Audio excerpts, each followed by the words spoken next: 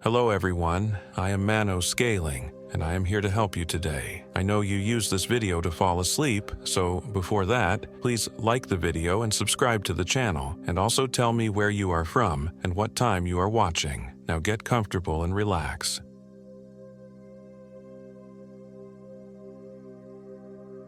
My name is Jennifer Williams, and I am 32 years old. This happened in the summer of 2024, when I decided to take a solo hiking trip to decompress from my high-pressure job as a financial analyst in Denver.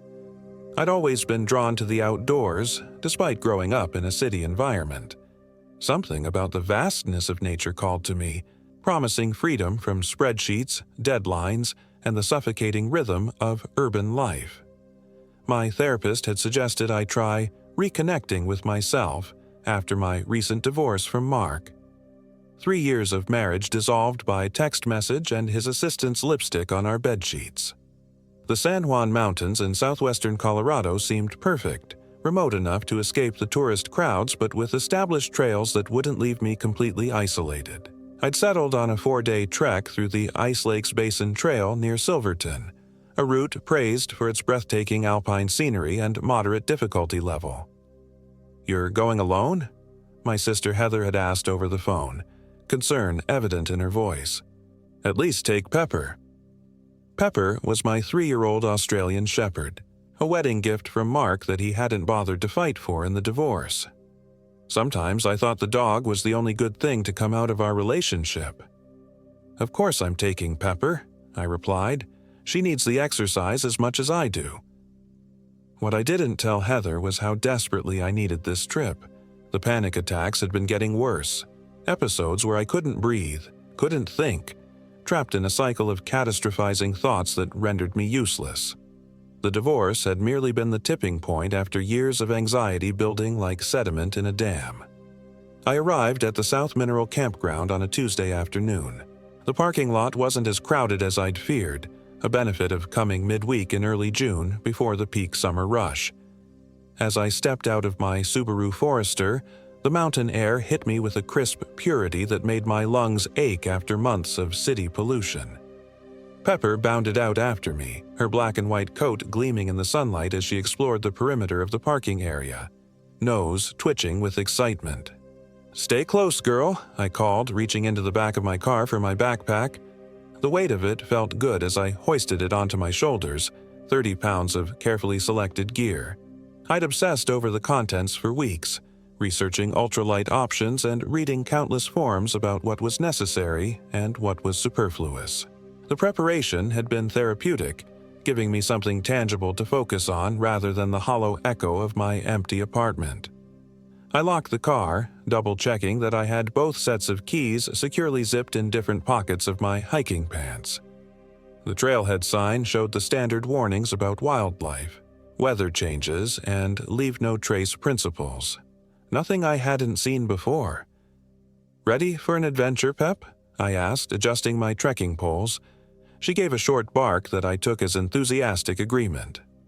The first 2 miles of the trail were pleasant, a steady incline through pine and aspen forests, with the sound of Clear Creek rushing alongside us. The afternoon sun filtered through the canopy, creating dappled patterns on the dirt path. I found myself relaxing for the first time in months, my breathing slowing to match the rhythm of my footsteps. We passed a few hikers coming down, exchanging brief greetings. An older couple warned me about a section of trail that had been washed out by recent rains, but nothing impassable. "You heading up alone?" the man asked, his weathered face creasing with concern. "I've got my dog," I replied, gesturing to Pepper, who sat obediently at my side. The man nodded, but his wife gave me a look that I'd seen too often, a mixture of worry and judgment that seemed to say, "A woman shouldn't be out here by herself." I continued upward, deliberately pushing away the irritation. I didn't need their concern or anyone else's. The beauty of solo hiking was answering to no one, setting my own pace, making my own decisions. By late afternoon, we'd reached a small plateau that offered a perfect camping spot, relatively flat ground near a stream, sheltered by a cluster of pines. I was still a couple of miles from my intended destination, But the sun was beginning to sink behind the mountains, and I'd learned from experience not to push too hard on the first day. Setting up camp was a zen-like process, unfolding my ultralight tent, arranging my sleeping system, filtering water from the stream. Pepper stayed close, occasionally raising her head to sniff the air but otherwise content to watch me work. As I heated water for my freeze-dried pasta primavera, I watched the light fade from the valley below. The mountains around me took on a purple hue, massive sentinels standing guard against the encroaching darkness. For the first time since Mark's betrayal, I felt a sense of peace settling over me. That peace lasted until about 3 in the morning. I woke to Pepper's low growl, her body tense against mine inside the tent. Outside, the wind had picked up, making the nylon walls shudder slightly. But that wasn't what had disturbed us. "What is it, girl?" I whispered, laying a hand on her back. Her growl deepened, and she fixed her gaze on the tent door. I reached for my headlamp, clicking it on with trembling fingers. Nothing seemed amiss inside our small shelter. My backpack was where I'd left it, along with my hiking boots and trekking poles. I strained my ears against the wind, trying to hear whatever had alerted Pepper. At first, there was nothing but the rustling of pine needles and the distant trickle of the stream. Then I heard it. Footsteps. Slow, deliberate steps circling our tent. My heart rate doubled instantly. Bear? Moose? Both were common in these mountains and potentially dangerous if surprised. "Hello?" I called out, trying to keep my voice steady. "Is someone there?" The footsteps stopped. Pepper's growl hadn't subsided. If anything, it had intensified, her hackles raised in a ridge along her spine. I'd never seen her react this way to wildlife before. She was well trained for trail encounters, cautious but not aggressive. Whatever was outside didn't respond to my voice. "I have bear spray," I added, reaching for the canister I kept within arm's reach. The silence stretched, broken only by the wind and Pepper's continuous growl. I was about to convince myself I'd imagined the whole thing when a voice came from directly outside the tent, so close it couldn't have been more than a foot from my face. "You're in the wrong place, Jennifer." The voice was female, elderly, with an accent I couldn't place, something vaguely European but distorted, as if speaking through water. Ice flooded my veins. How did she know my name? "Who are you?" I demanded, clutching the bear spray tighter. "This mountain doesn't want you here," the voice continued, ignoring my question. "It remembers what your kind did." Pepper lunged at the tent wall, barking furiously. I grabbed her collar just in time, pulling her back. "I don't know what you're talking about," I said, fighting to keep panic from my voice. "Please leave us alone." A dry laugh floated through the nylon barrier. "The miners thought they could take what wasn't theirs. They woke things that should have stayed sleeping. You have their blood." This made no sense. My family had no connection to mining or Colorado that I knew of. I'd been born and raised in Chicago, only moving to Denver 3 years ago for Mark's job. "You've got the wrong person," I insisted. "The mountain knows," the voice replied. "Agnes knows." Agnes. The name sent a chill through me that had nothing to do with the night air. "Leave now," the voice commanded, "or you'll join the others." "What others?" I asked, but there was no response. I sat frozen, listening intently, but the presence seemed to have gone. After several minutes of silence, Pepper's growling subsided, though she remained alert, her body still tense against mine. My mind raced through possible explanations. Another hiker playing a cruel joke?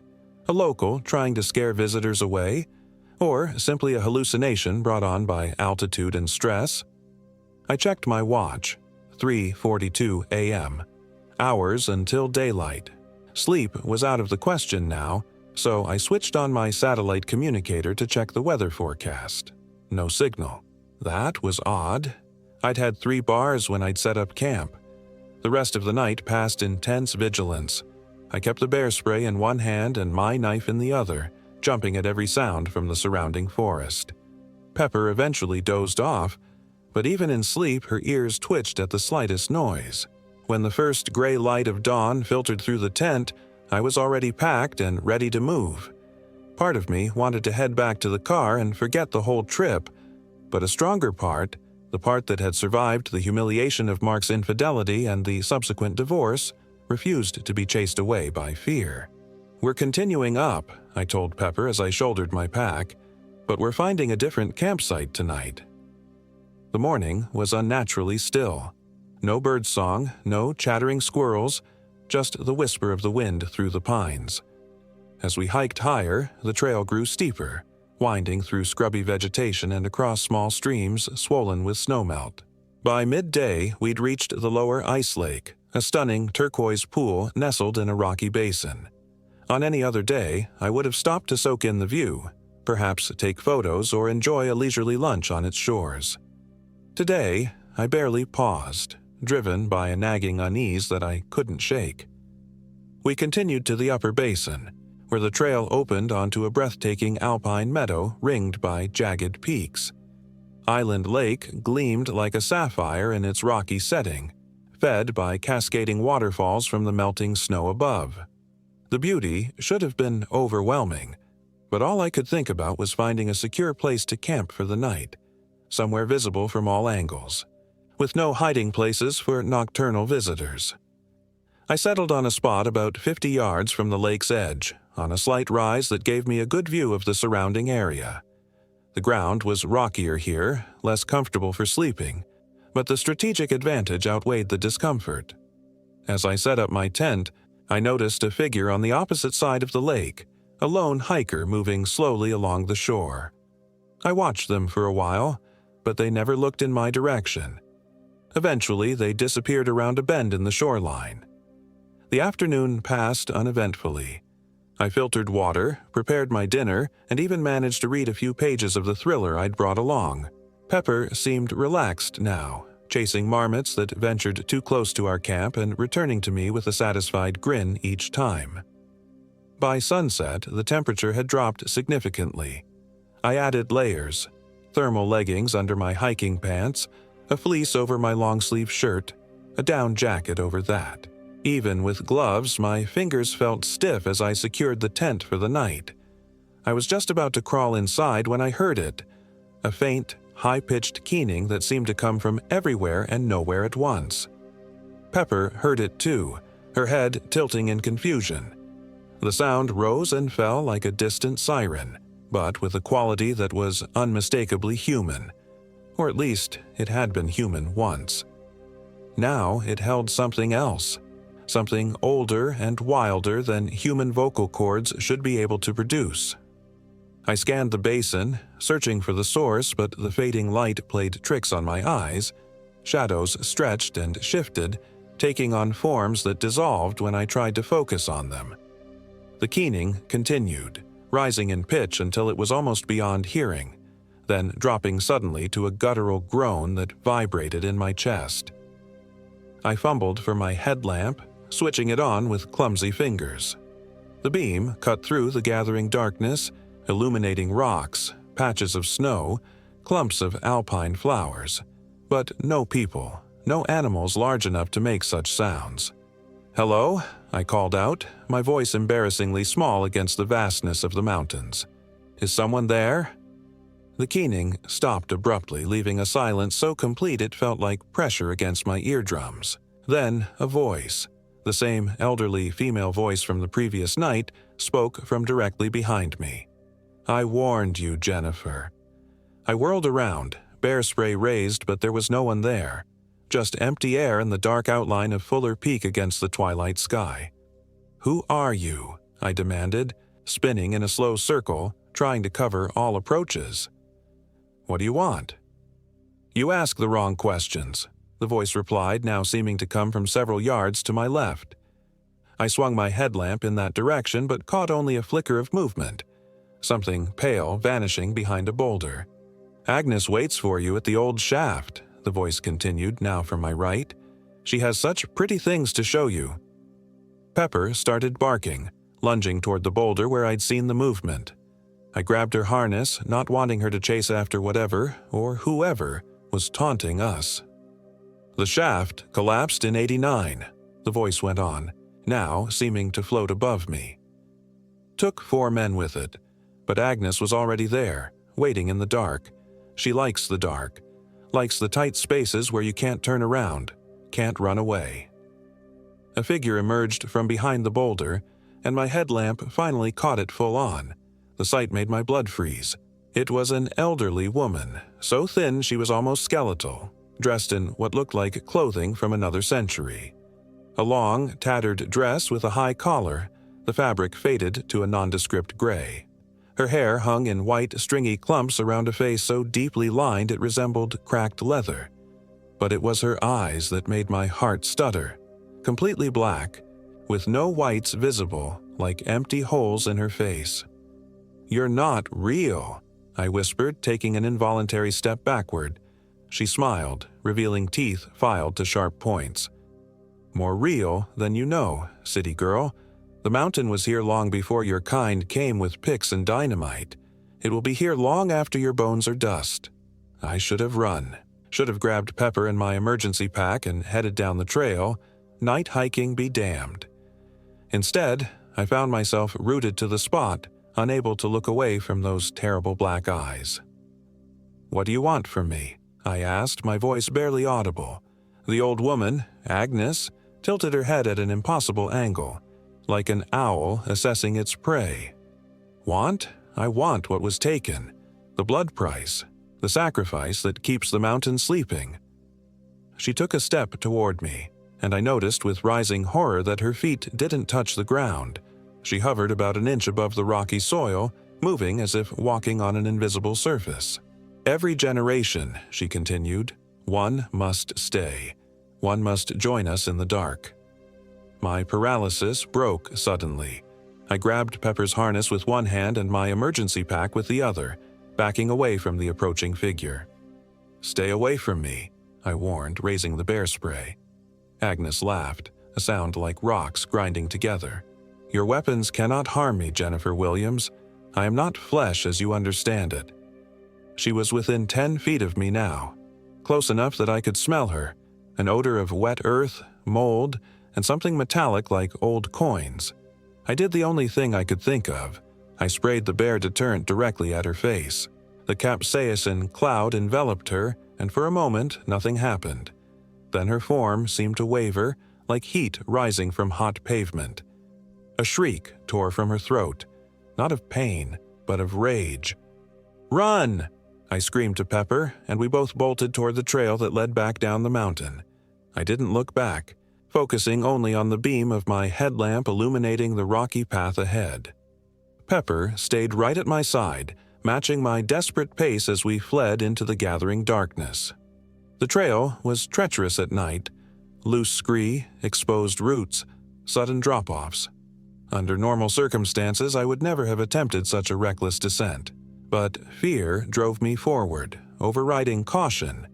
We'd covered perhaps half a mile when I heard it again, that unearthly keening, closer now and joined by other voices, a chorus of inhuman wailing that seemed to come from all around us. "Keep going," I gasped to Pepper, though I wasn't sure she needed the encouragement. Her survival instinct was as strong as mine. The moon had risen, casting a silver glow over the landscape that created more shadows than it banished. Shapes moved in those shadows, elongated figures that flowed rather than walked, keeping pace with us just beyond the reach of my headlamp. The old shaft. "Jennifer," Agnes's voice called, somehow directly in my ear despite no presence beside me. "You can't escape what was set in motion before your birth." I stumbled on a rock, nearly falling headlong down the steep trail. Only a desperate grab at a stunted pine saved me from a potentially fatal tumble. As I regained my footing, I saw it, a dark opening in the mountainside that hadn't been there on our ascent. A mine shaft entrance, its timbers rotted with age, half collapsed but still passable. And standing in that entrance was Agnes, her skeletal form blocking the way, those bottomless black eyes fixed on mine. "No," I breathed, backing away. "This isn't real. This isn't here." "The mountain remembers," Agnes said, "and now, so do you." Memories that weren't mine flooded my consciousness. Men with pickaxes and dynamite, tunneling into the sacred heart of the mountain. The collapse that buried them alive. The slow transformation as they became something neither living nor dead, bound to the mountain's ancient awareness. And older memories. Indigenous peoples who had considered these peaks sacred, who had never disturbed what slept beneath the stone. The arrival of European settlers. The desecration of holy sites in the pursuit of silver and gold. "I don't understand," I said, shaking my head to clear the foreign thoughts. "What does this have to do with me?" "Blood calls to blood," Agnes replied. "Your great-grandfather was William Williams. He led the expedition that opened the Agnes mine in 1887. I stared at her in disbelief. "That's impossible. My family has no connection to this place." "The mountain knows," she insisted. "The debt remains unpaid."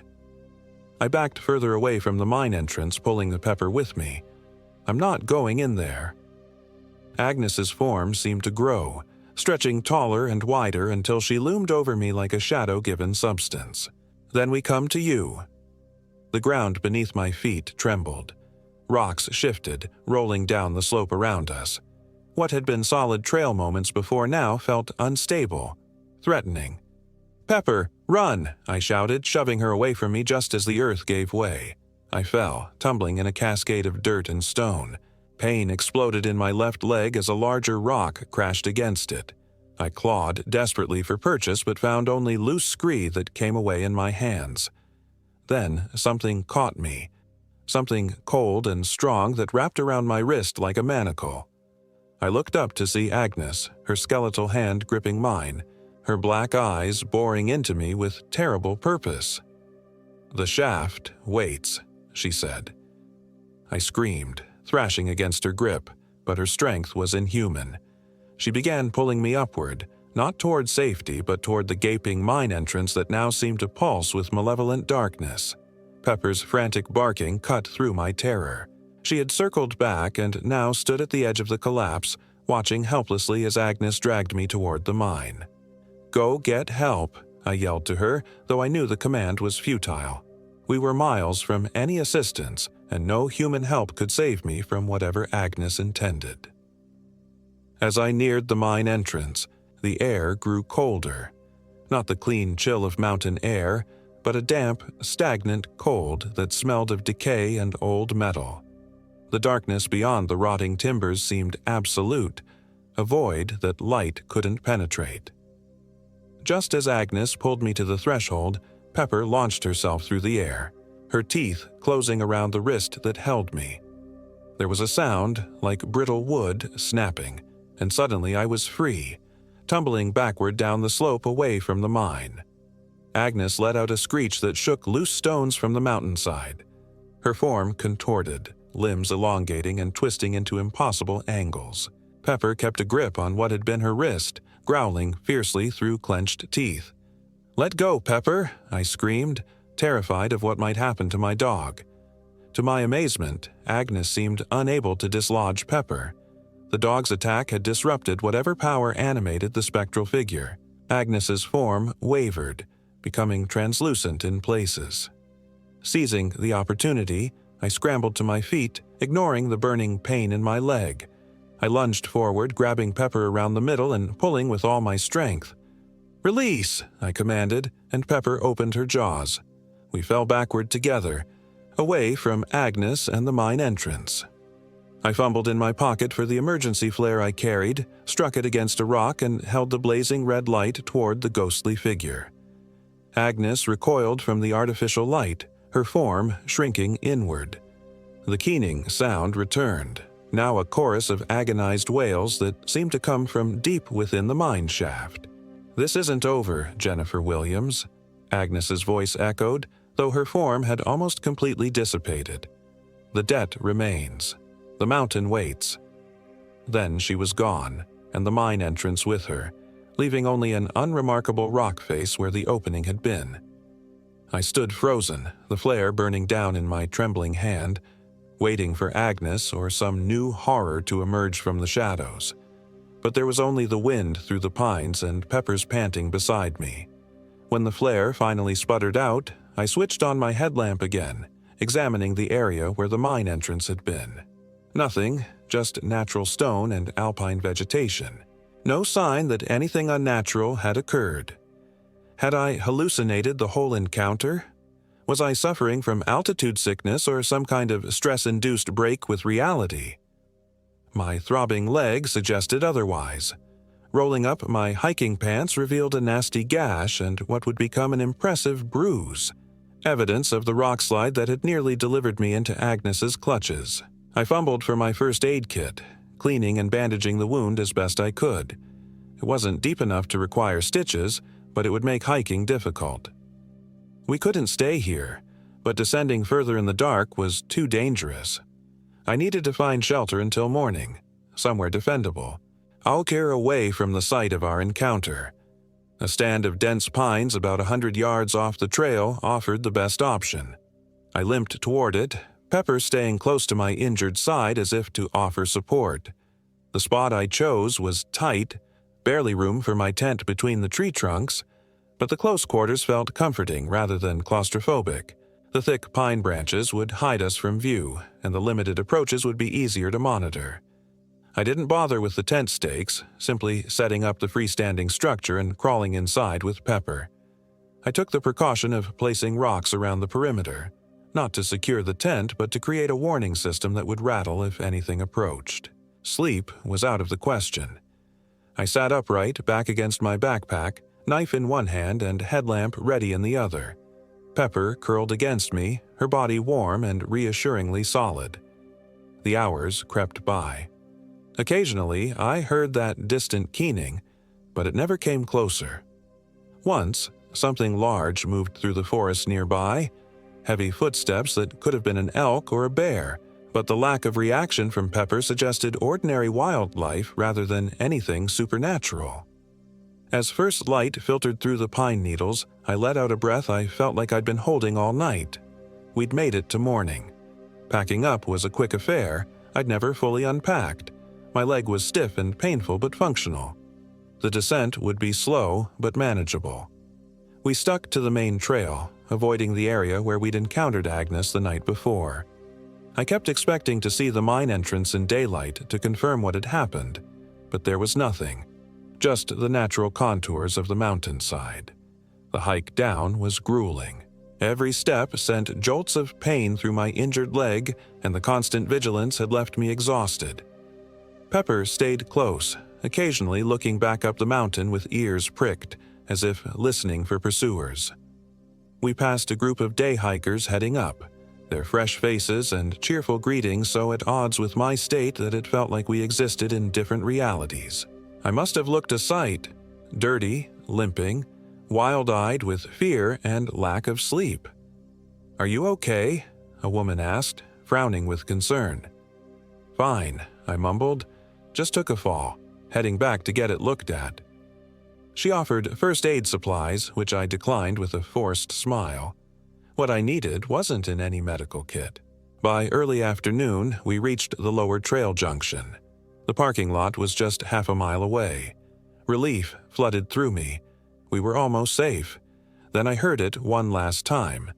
That ethereal keening, now seeming to come from far up the mountain. It was joined by a voice that carried on the wind, faint but distinct. "The debt remains, Jennifer Williams. The mountain waits." I quickened my pace, practically running despite the pain in my leg. Pepper matched my urgency, no longer needing to be coaxed along. The Subaru was where I'd left it, undisturbed.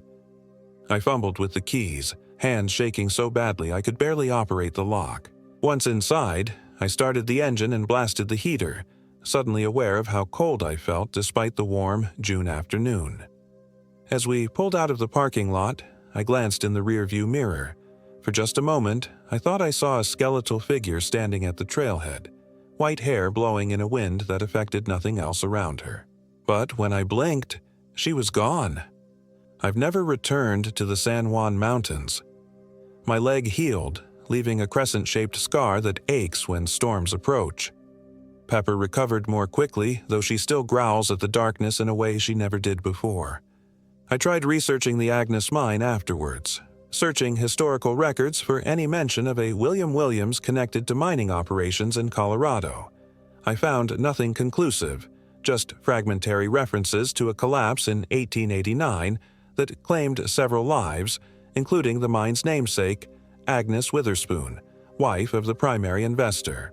Sometimes, in the moments between sleeping and waking, I hear that keening sound again, distant but distinct, and I know that Agnes is still waiting in her mountain, patient as the stone itself, for the blood debt to be paid. I wonder if she'll wait forever, or if someday I'll find myself drawn back to that place, compelled by forces I don't understand to settle an ancestor's debt. For now, though, I'm staying in the city, surrounded by concrete and steel and electric light. I tell myself I'm safe here, that the mountain's reach doesn't extend to the urban world of my daily life. But sometimes, when I catch sight of my own reflection in a darkened window, I see something in my eyes that wasn't there before, something old and dark and waiting, and I know that Agnes is with me still, her patience as endless as the mountain is ancient, whispering that sooner or later the debt must be paid.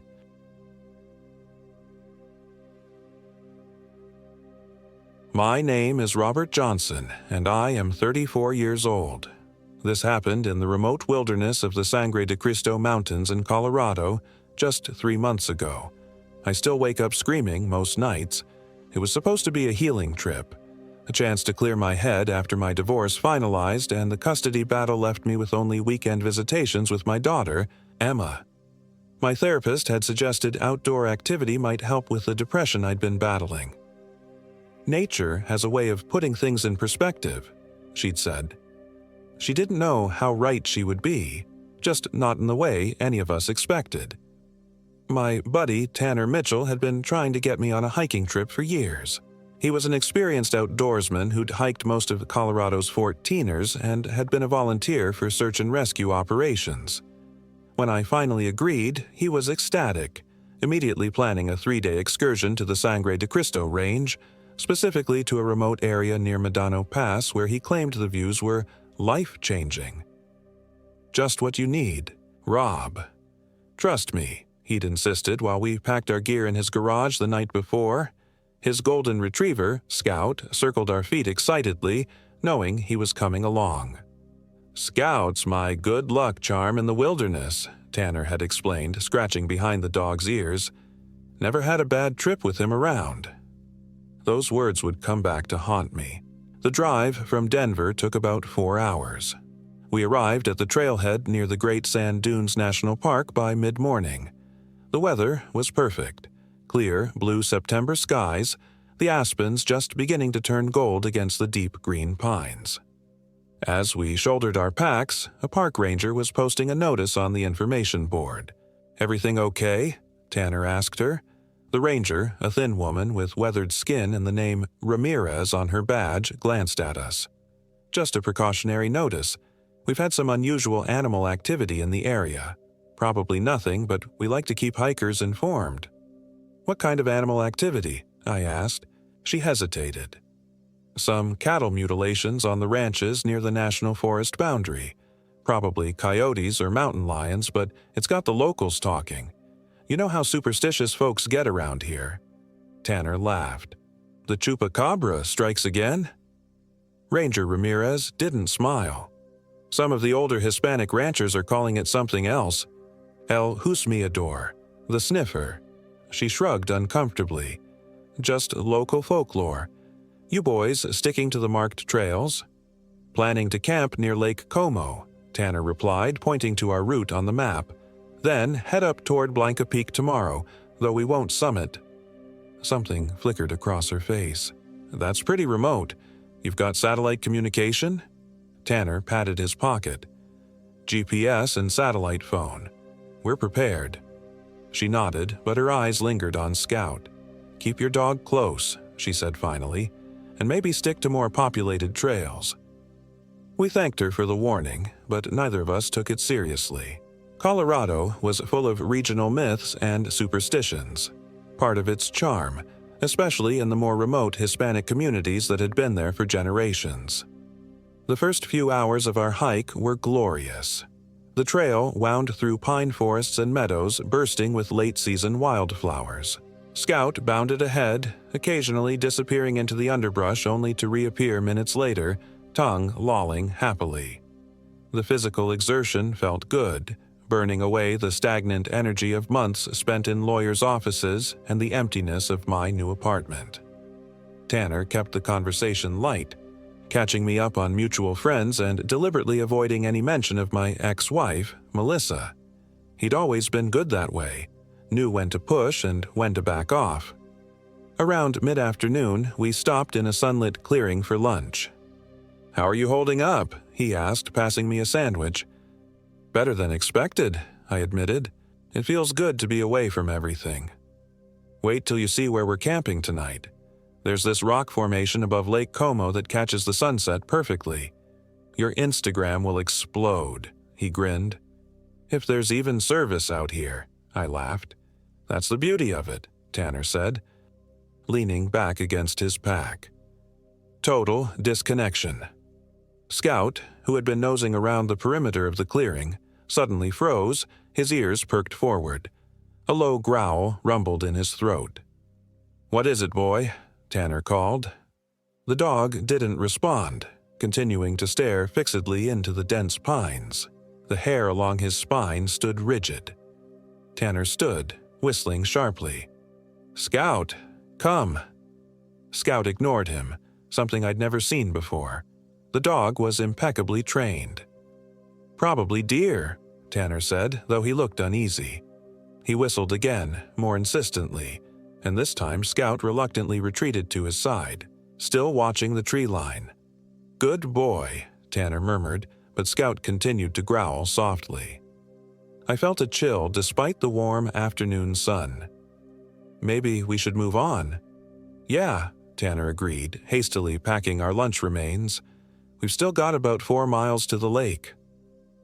As we continued hiking, Scout stayed unusually close to Tanner's heels, occasionally looking back nervously. The trail began to ascend more steeply, winding through increasingly dense forest. The cheerful atmosphere from earlier had evaporated, replaced by a tense silence broken only by our breathing and the crunch of boots on the trail. "You ever had Scout act like that before?" I asked finally. Tanner shook his head. "He's encountered plenty of wildlife.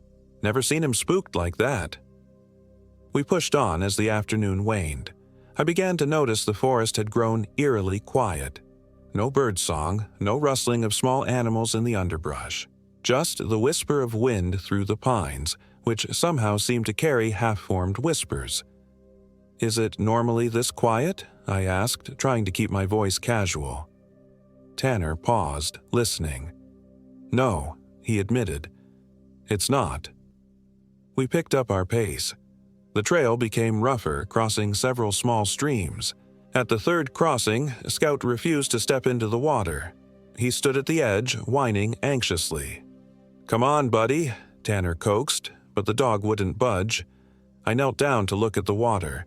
It seemed normal, clear and cold, rushing over smooth stones. But as I watched, I noticed something odd. Small black particles floated on the surface, swirling in the current. "What's this stuff?" I asked, reaching toward the water. "Don't touch it," Tanner said sharply. He crouched beside me, frowning. "I've never seen anything like that."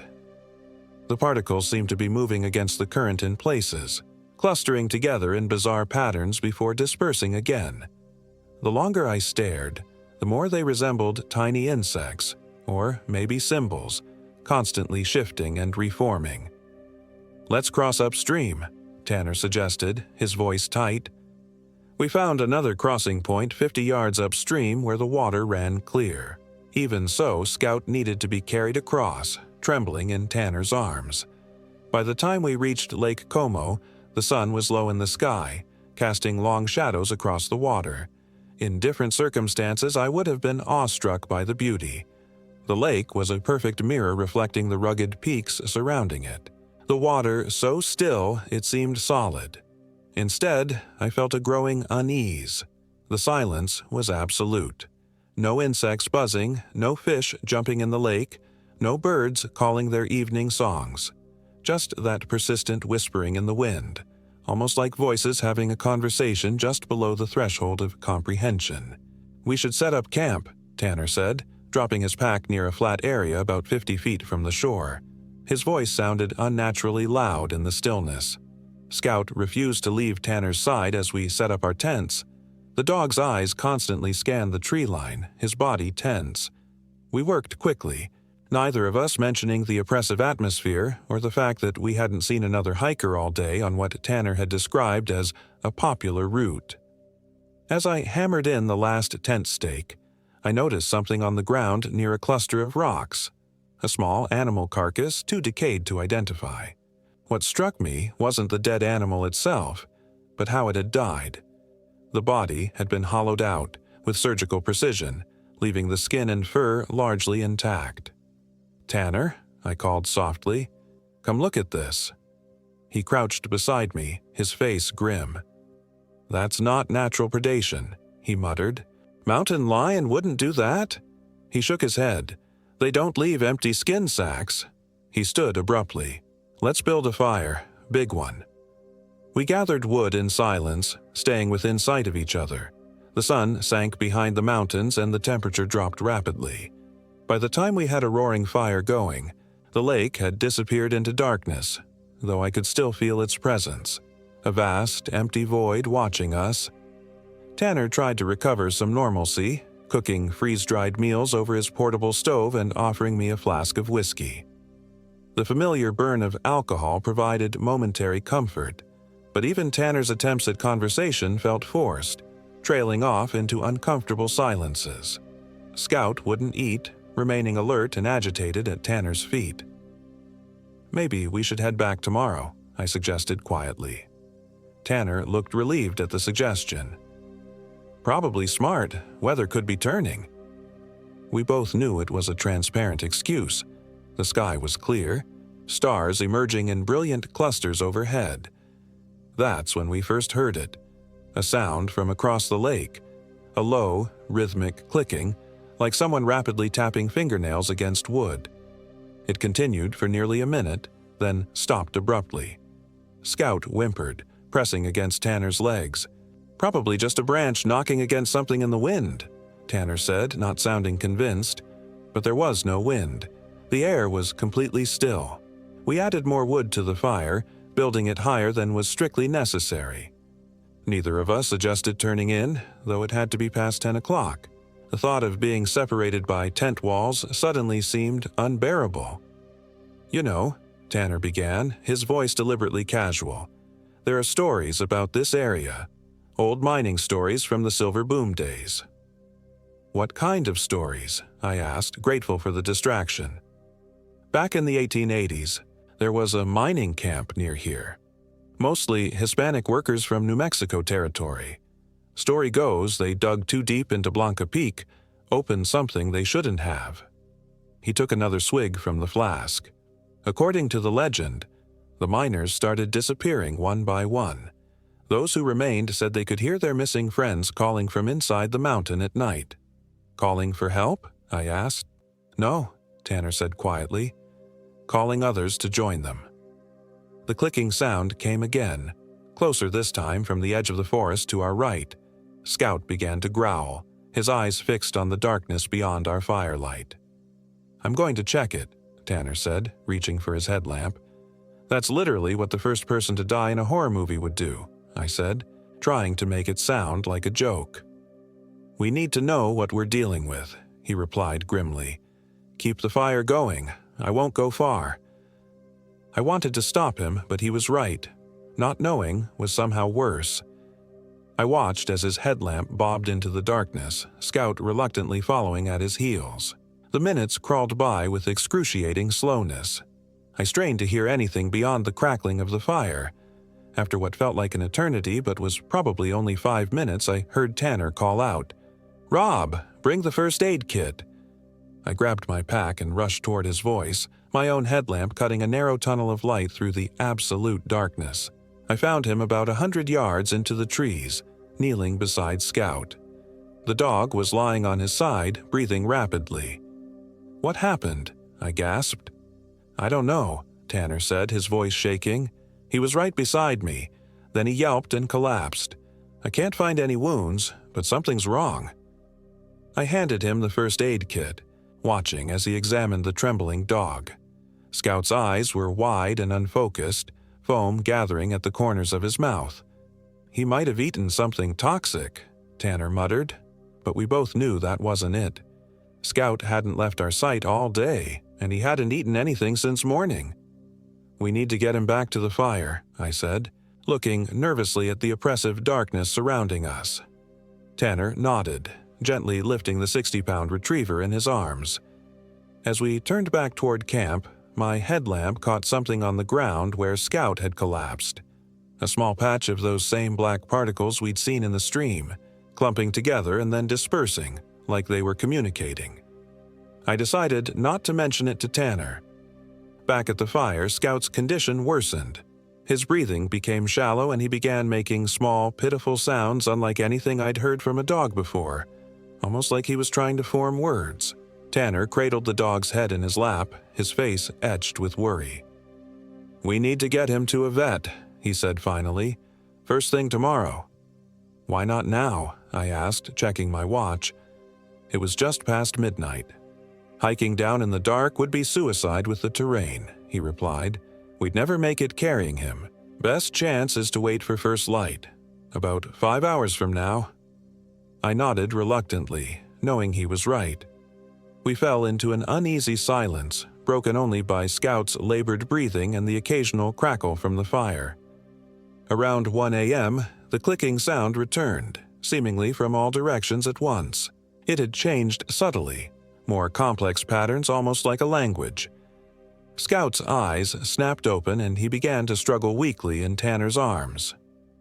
"Easy, boy," Tanner soothed, but Scout continued to writhe, his eyes fixed on something beyond the firelight. That's when I saw them. Tiny points of greenish-blue light hovering just beyond the radius of our fire, scattered among the trees. Not the reflected eyes of animals, but something else. Cold, steady points of illumination that seemed to pulse in rhythm with the clicking sounds. "Tanner," I whispered, "look." He raised his head, following my gaze. His body went rigid. "What the hell is that?" he breathed. The lights began to move, circling our camp in a slow, deliberate pattern. I counted at least 20 of them, possibly more, weaving between the trees like fireflies, but much larger and eerily coordinated. Scout suddenly went limp in Tanner's arms. For a terrible moment I thought he had died, but then I saw his chest still rising and falling. He appeared to be unconscious, or perhaps in some kind of seizure, his legs twitching spasmodically. "We need to leave," I said, my voice barely audible. "Now." Tanner nodded, gently laying Scout down on his sleeping bag. "Pack only what we need. Leave the tents." We moved with quiet urgency, stuffing essential items into our packs. Water, some food, first aid kit, headlamps. The clicking grew louder, more insistent, and the lights moved closer to our camp, the circle tightening.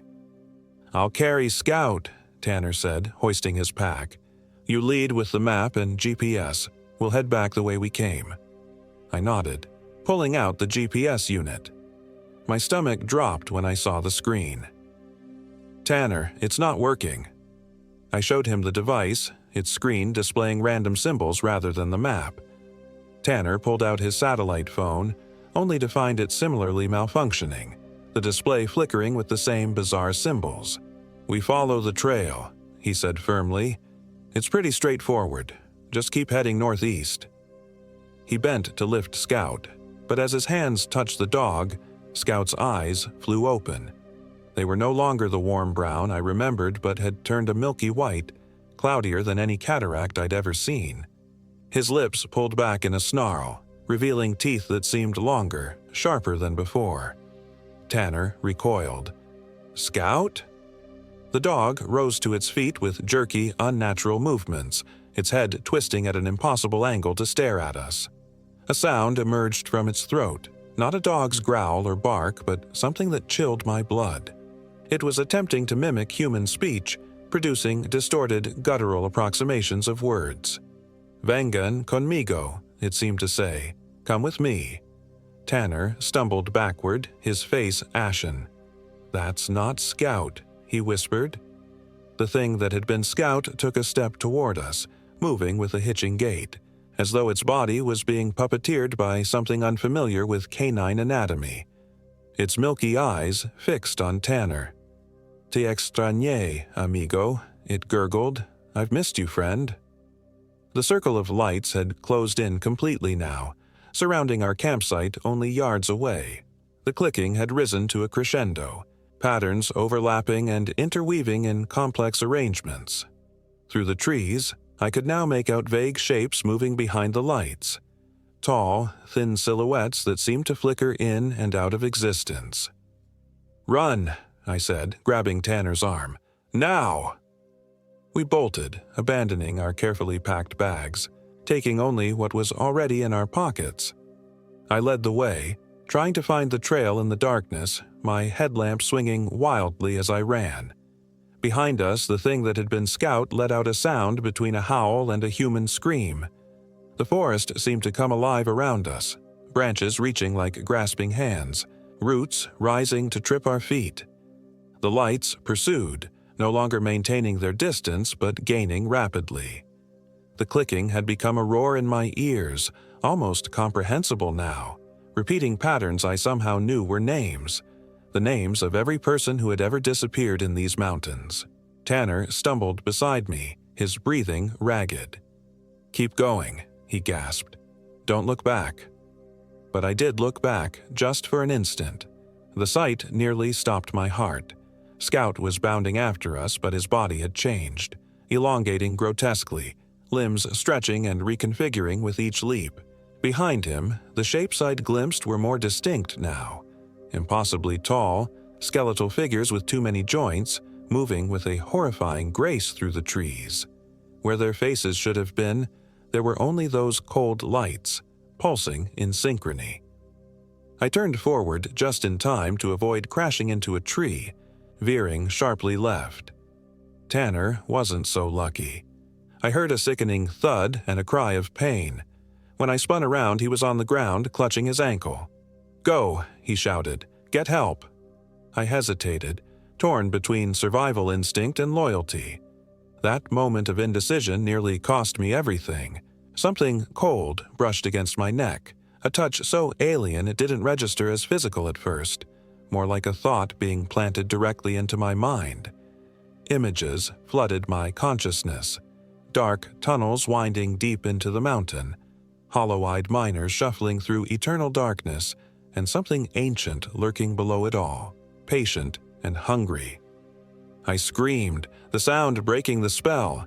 I lunged forward, grabbing Tanner's arm and hauling him to his feet. He leaned against me heavily, but we moved forward, stumbling through the underbrush. I had no idea if we were still on the trail or heading deeper into the wilderness. Behind us, the transformed Scout let out another of those terrible, almost human cries, closer now. The lights were all around us, appearing between trees ahead as well as behind, cutting off escape routes. The clicking had resolved into whispers now, directly in my mind. "Quédate con nosotros," they seemed to say. "Stay with us." "Don't listen," Tanner panted beside me. "They're getting in your head." We broke through a dense patch of trees into a small clearing. Ahead, I could see what looked like the trail descending steeply. If we could just reach it, maybe we'd have a chance. But as we stumbled forward, a figure stepped into our path. It wasn't Scout, but a man, or something wearing the approximation of a man. He was tall and thin, dressed in what looked like antique miner's clothes, torn and rotted with age. His face was partially collapsed inward, as though something had hollowed him out from within, leaving just enough to maintain a human appearance. Where his eyes should have been, those same cold lights pulsed. "Bienvenidos," the thing said, its mouth barely moving. "Welcome." Tanner and I froze, trapped between the approaching horrors behind and this new nightmare before us. The miner thing took a step forward, movements jerky like a marionette. "El husmeador te quiere conocer," it continued. "The sniffer wants to meet you." As it spoke, its chest began to split open, not like a wound but like a door being unzipped from the inside. From the gaping cavity emerged something I still struggled to describe, a writhing mass of those black particles we'd seen earlier, but now forming and reforming into appendages, sensory organs, mouths. It was as though something was trying different configurations, learning what worked best to interact with our world. Tanner's grip on my arm tightened painfully. 3:00, he whispered. "There's a gap." I saw it too, a narrow space between the lights where the trees thinned out, possibly leading to a steeper section of the mountainside. It was a desperate gamble, but our only option. "On 3, I breathed. 1, 2. Before I could say 3, the thing that had been Scout burst into the clearing behind us. It no longer resembled a dog at all. Its body had stretched and reconfigured into something that walked on 2 legs. Its golden fur split in places to reveal that same black, particulate substance writhing underneath. "Tanner," it gurgled in a horrific parody of human speech. "Amigo." Tanner made a sound of pure anguish, and we bolted toward the gap in the lights. The hollow miner lunged for us, arms extending unnaturally, fingers elongating like probes.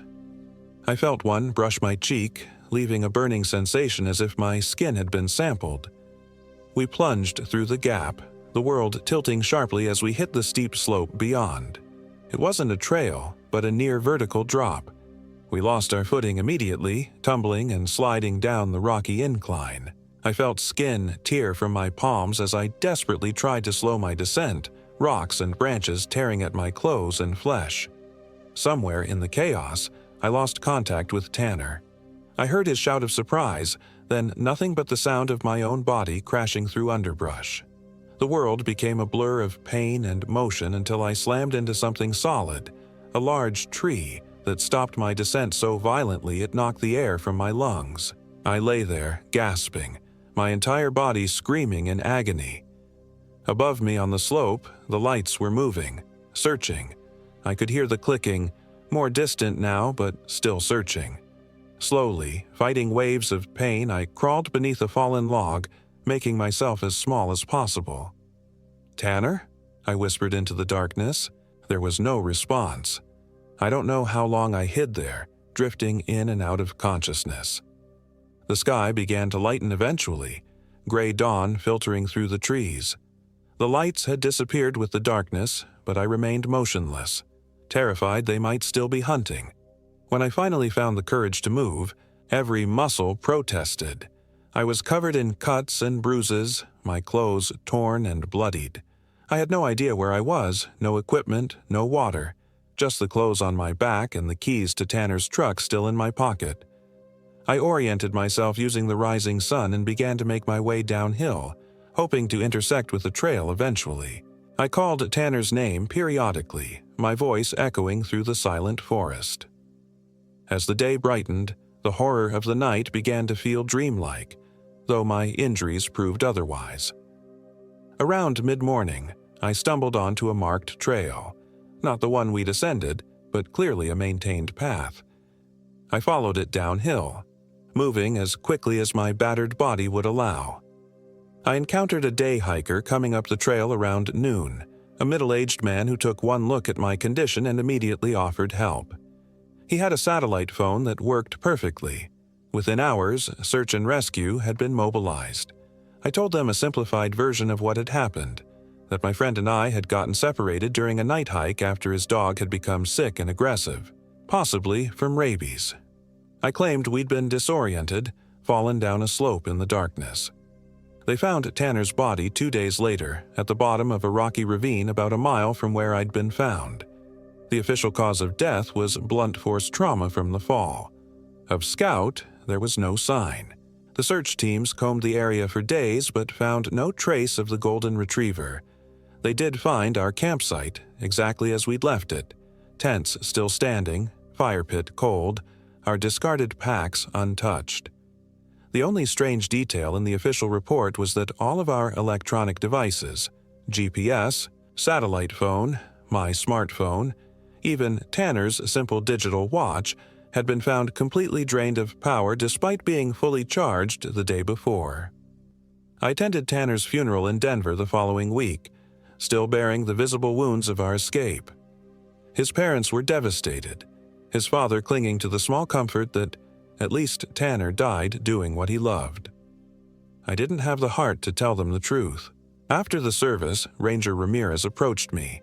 She'd been part of the search team and had driven up from the park for the funeral. We stood in the cemetery parking lot, away from the other mourners. "What really happened up there?" she asked quietly. I shook my head. "You wouldn't believe me." She was silent for a long moment, her weathered face troubled. "When I was a girl, my grandfather told stories about El Husmeador," she said finally. "The thing that sniffs out souls, the Hollow Maker." My blood ran cold at the words.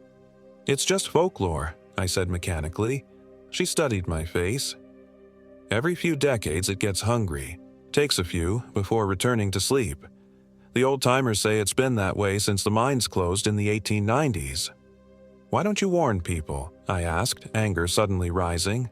"Put up signs? Close the trails?" "Based on what? Local superstition?" She shook her head bitterly. "I file the reports. Unexplained animal behavior, equipment failures, the occasional missing hiker. By the time it reaches Denver, it's all rationalized away. Statistical anomalies, wilderness dangers." She reached into her pocket and handed me a small leather pouch. "My grandfather gave me this. Said it keeps El Husmeador from finding you. I've never had to test it, but..." She shrugged. "I thought you might want it." I took the pouch, feeling the weight of small stones inside. "Thank you," I said, though I doubted any trinket could protect against what I'd seen. "Don't go back to those mountains," she said as she turned to leave. "Ever." I haven't. I sold my house in Colorado and moved to Michigan, as far from mountains as I could reasonably get. I tell myself it was contained there, in that remote range, bound somehow to that place. Most days I almost believe it. But sometimes, in the quiet pre-dawn hours when I wake from nightmares, I think I hear clicking sounds outside my window. And occasionally my electronics malfunction in strange ways, displaying momentary patterns that look almost like words, messages, invitations. And I wonder if El Husmeador is patient. If it can wait for decades, what's a few more years? What's distance to something that can hollow you out and wear you like a suit? I keep Ranger Ramirez's pouch by my bed. I've never opened it to see what's inside. Some things are better left unknown. Some mysteries should remain unsolved. But I know this. There are things in the wilderness older than our understanding. Things that see us not as threats or even prey, but as vessels.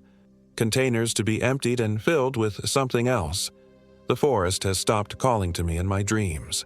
Now it just waits, clicking softly, whispering a single phrase over and over.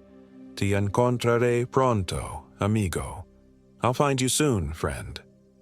And it sounds exactly like Tanner's voice.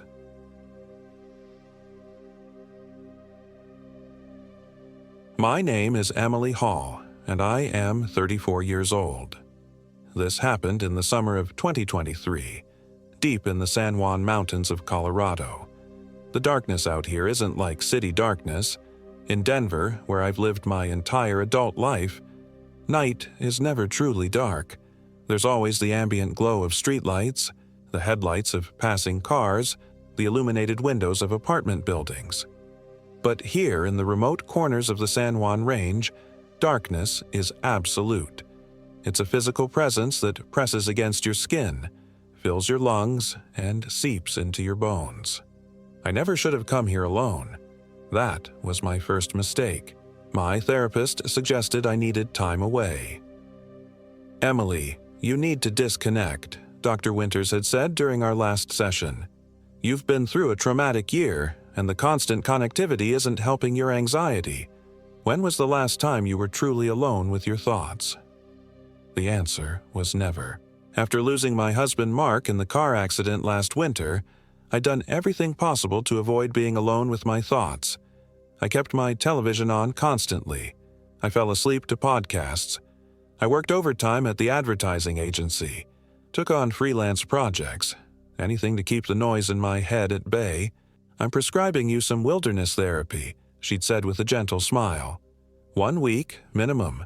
No phone, no internet. Just you and nature.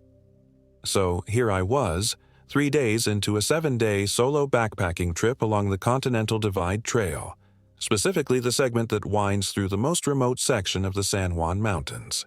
I'd done my research, packed appropriately, left my itinerary with a friend, and even rented a satellite emergency beacon as a safety precaution. I was prepared for the physical challenges, the elevation, the weather, the terrain. What I wasn't prepared for was the silence, and what that silence would eventually reveal. The first 2 days had been uneventful, even pleasant. The physical exertion of hiking with a full pack at high elevation had exhausted me to the point that I fell into dreamless sleep each night. The stunning vistas of jagged peaks, alpine meadows bursting with wildflowers, and pristine mountain lakes had momentarily lifted the fog of grief that had enveloped me for months. But on the 3rd day, things began to change. I was making my way toward a landmark called Windy Peak, a 13,000-foot summit that offered views of the entire range. The trail narrowed as it wound through a dense forest of lodgepole pines. The air felt different here, heavier, stationary, as if the forest itself was holding its breath. The constant mountain breeze that had accompanied me for days suddenly died, leaving an unnatural stillness. That's when I first noticed the scratching sound. It was faint at first, a gentle rasping like fingernails on wood. I stopped, adjusting my pack straps as I listened. Nothing. I continued walking, and there it was again.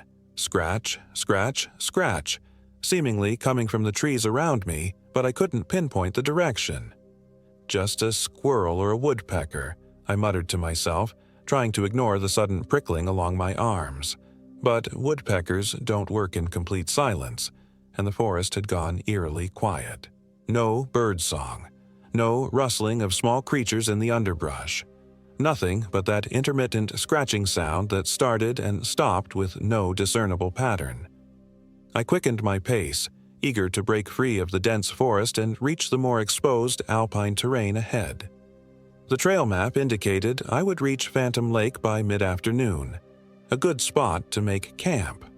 The scratching followed me, sometimes seeming to come from directly behind, sometimes from the trees above. Once, it seemed to emanate from beneath the trail itself. When I finally emerged from the forest into an open meadow, the sound abruptly ceased.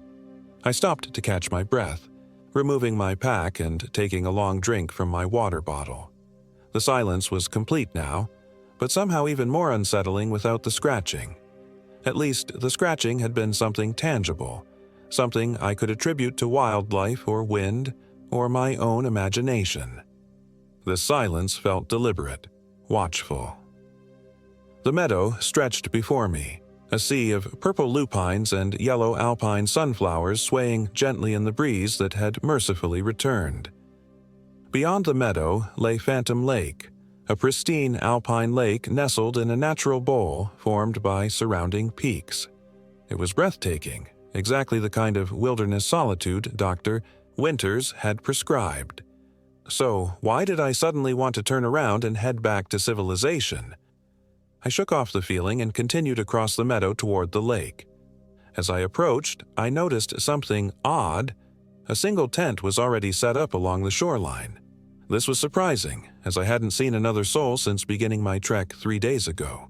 The Continental Divide Trail wasn't exactly a popular route, especially this remote section in late September when the tourist season had wound down and the weather could turn treacherous with little warning. I approached the campsite cautiously. "Hello?" I called out. No response. The tent was a high-end model, forest green and expertly pitched. A small cooking setup was neatly arranged on a flat rock nearby, including a compact stove and a half-empty pot of what looked like reconstituted, freeze-dried pasta.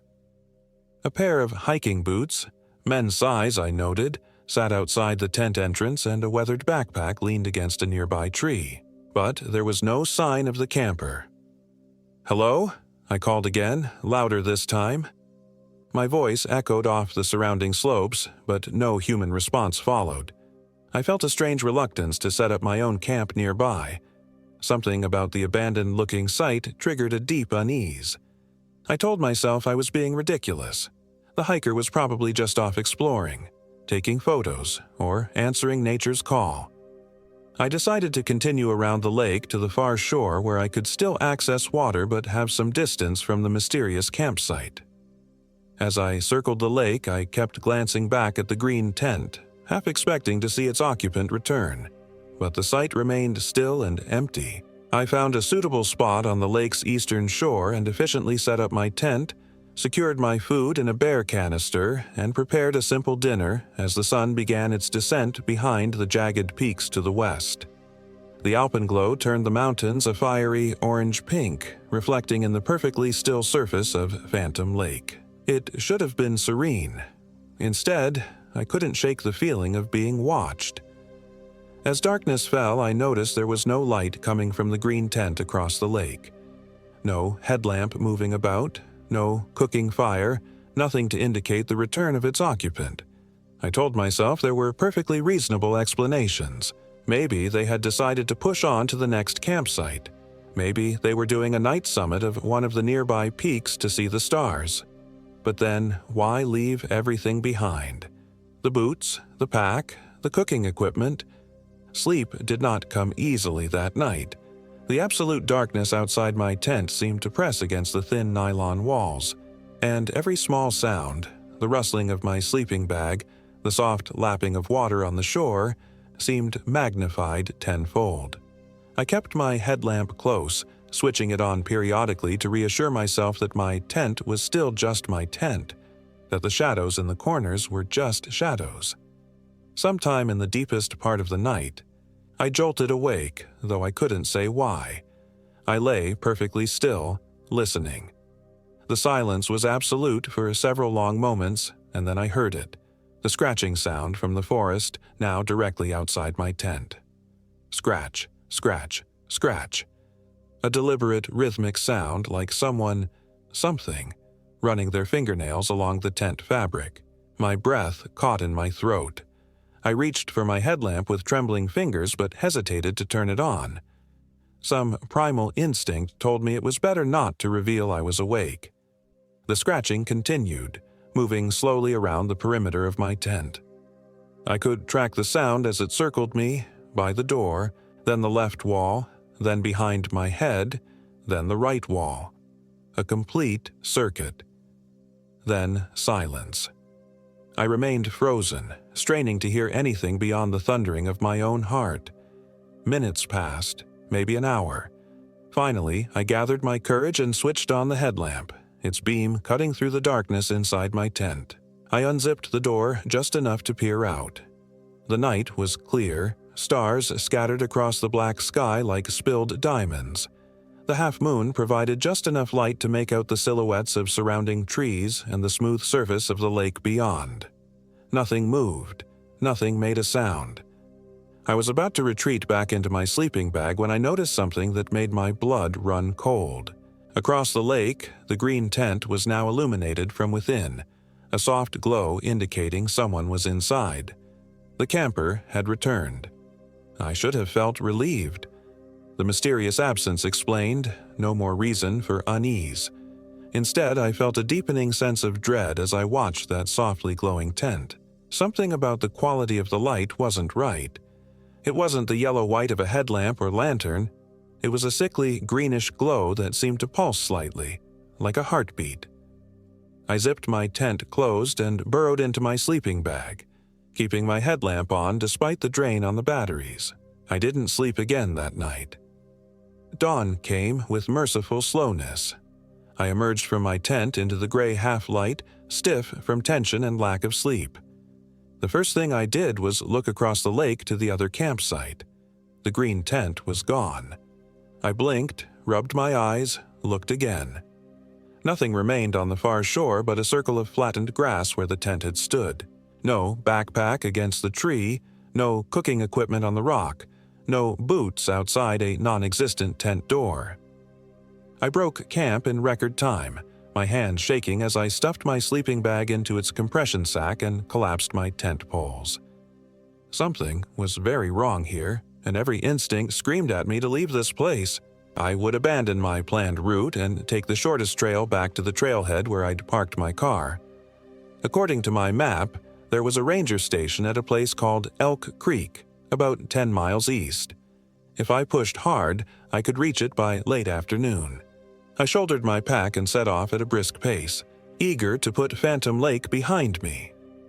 The day was clear and bright, the sky a perfect Colorado blue. Under different circumstances, I would have reveled in the spectacular mountain scenery. Instead, I kept my eyes on the trail and my ears alert for any unusual sounds. The scratching had not returned, but I couldn't shake the memory of it circling my tent in the darkness.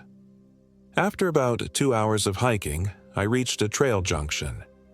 A weathered wooden sign indicated that the left fork led to Elk Creek Ranger Station, 7 miles.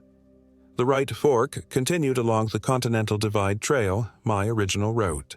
I turned left without hesitation. The trail descended steadily through alpine meadows before entering another dense forest of spruce and fir. The trees here were older, massive trunks soaring skyward, their branches creating a cathedral-like canopy that filtered the sunlight into dappled patterns on the forest floor. Beautiful, yes, but the semi-darkness made me uneasy after my experience at Phantom Lake. Midday came and went. I stopped briefly to eat an energy bar and consult my map. I should have been getting close to Elk Creek, but the trail showed no signs of opening up or leading to any kind of station or outpost. I pushed on, a growing sense of disorientation nagging at me. By late afternoon, I knew something was wrong. According to my map and the mileage I'd covered, I should have reached the ranger station hours ago. Instead, the trail continued to wind through endless forest, each section looking eerily similar to the last. Had I somehow missed a turnoff? Taken a wrong fork at an unmarked junction? I stopped and pulled out my satellite emergency beacon, contemplating whether to activate it. It was designed for life-threatening emergencies, and while I was increasingly unnerved, I wasn't in immediate danger. Being lost and spooked didn't qualify. I tucked it back into my pack's top pocket, easily accessible if things got worse. I decided to continue for another hour. If I didn't reach the ranger station by then, I would find a suitable campsite, spend one more night in the wilderness, and reassess in the morning. That's when I saw the backpack. It was propped against a tree just off the trail, a weathered pack with a distinctive red rain cover partially draped over it. My step faltered as recognition dawned. It was identical to the pack I'd seen at the campsite by Phantom Lake, the one that had vanished along with the green tent by morning. I approached slowly, heart hammering in my chest. The backpack showed signs of exposure to the elements, a light coating of dust, a few pine needles stuck to the fabric. It looked as if it had been there for days, not hours. Impossible, given that I'd seen it just last night, miles away at a completely different location. I stood frozen, staring at the pack, trying to make sense of what I was seeing. That's when the scratching started again. It came from behind me this time, a deliberate, rhythmic sound. Scratch, scratch, scratch. I whirled around, scanning the trees, the trail, the underbrush. Nothing moved in the absolute stillness of the forest. "Who's there?" I called, my voice sounding thin and frightened even to my own ears. "This isn't funny." The scratching stopped abruptly, replaced by something worse, a low, wet chuckle that seemed to come from everywhere and nowhere at once. I felt the hairs rise on the back of my neck as the laugh faded into a whispering voice. Emily. My name. My actual name that I hadn't shared with anyone on this trip because I hadn't met anyone. The voice knew my name. That was enough. I fumbled for the emergency beacon, my fingers clumsy with fear. As I pulled it from my pack, a hand closed over mine, pale, dirt-encrusted, with blackened fingernails worn to jagged points from scratching. I screamed and jerked away, dropping both the beacon and my pack as I stumbled backward. Standing before me was a man, or what had once been a man. He wore tattered hiking clothes, his frame gaunt to the point of emaciation. His skin had a grayish cast, and his eyes were wrong, filmed over with a milky greenish tint that matched the strange glow I'd seen in the tent. "You shouldn't be here, Emily," he said, his voice a dry rasp like dead leaves blowing across stone. "No one should be here." What are you?" I managed to stammer, continuing to back away. "My name was Daniel Carter," the figure said. "I was a ranger at Elk Creek Station.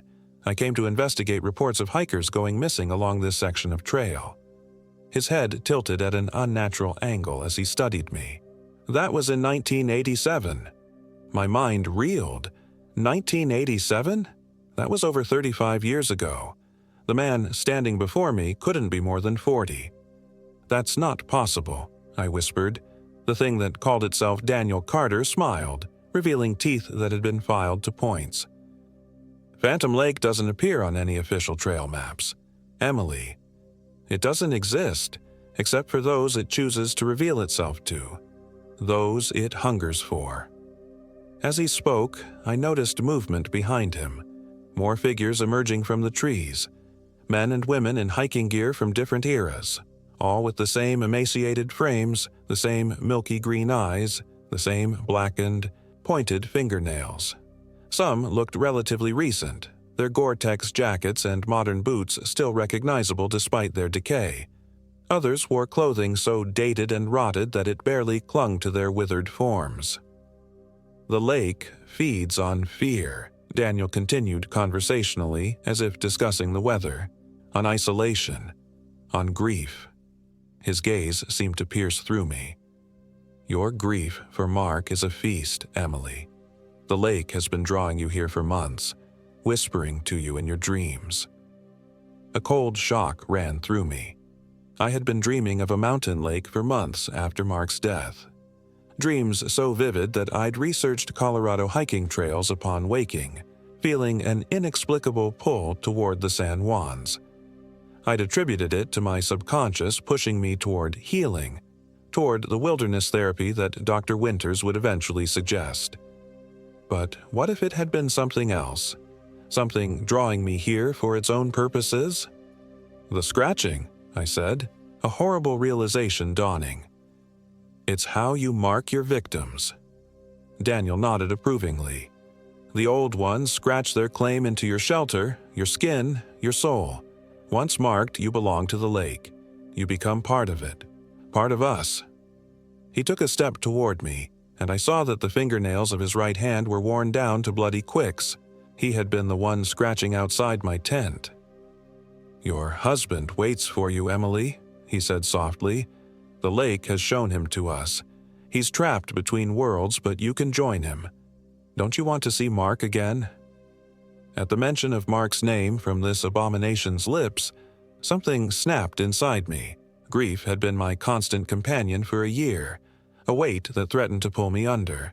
But in this moment, it crystallized into a different emotion entirely: rage. "You don't get to say his name," I hissed, reaching for the trekking pole I'd dropped when I backed away. "You don't know anything about him, or me." Daniel's milky eyes widened slightly, perhaps surprised by my sudden shift from fear to fury. The other figures had formed a loose circle around us, watching with those same unsettling eyes. "We know everything about you, Emily," he said. "The lake shows us. It showed us how you blamed yourself for the accident. How you wish you'd been the one driving that night instead of Mark. How you sometimes think you deserve to die too." Each word struck like a physical blow because they were true. The guilt had been as crushing as the grief. If I hadn't asked Mark to pick me up from that late client meeting, if I had just called a rideshare instead, he would never have been on that icy road when the truck lost control.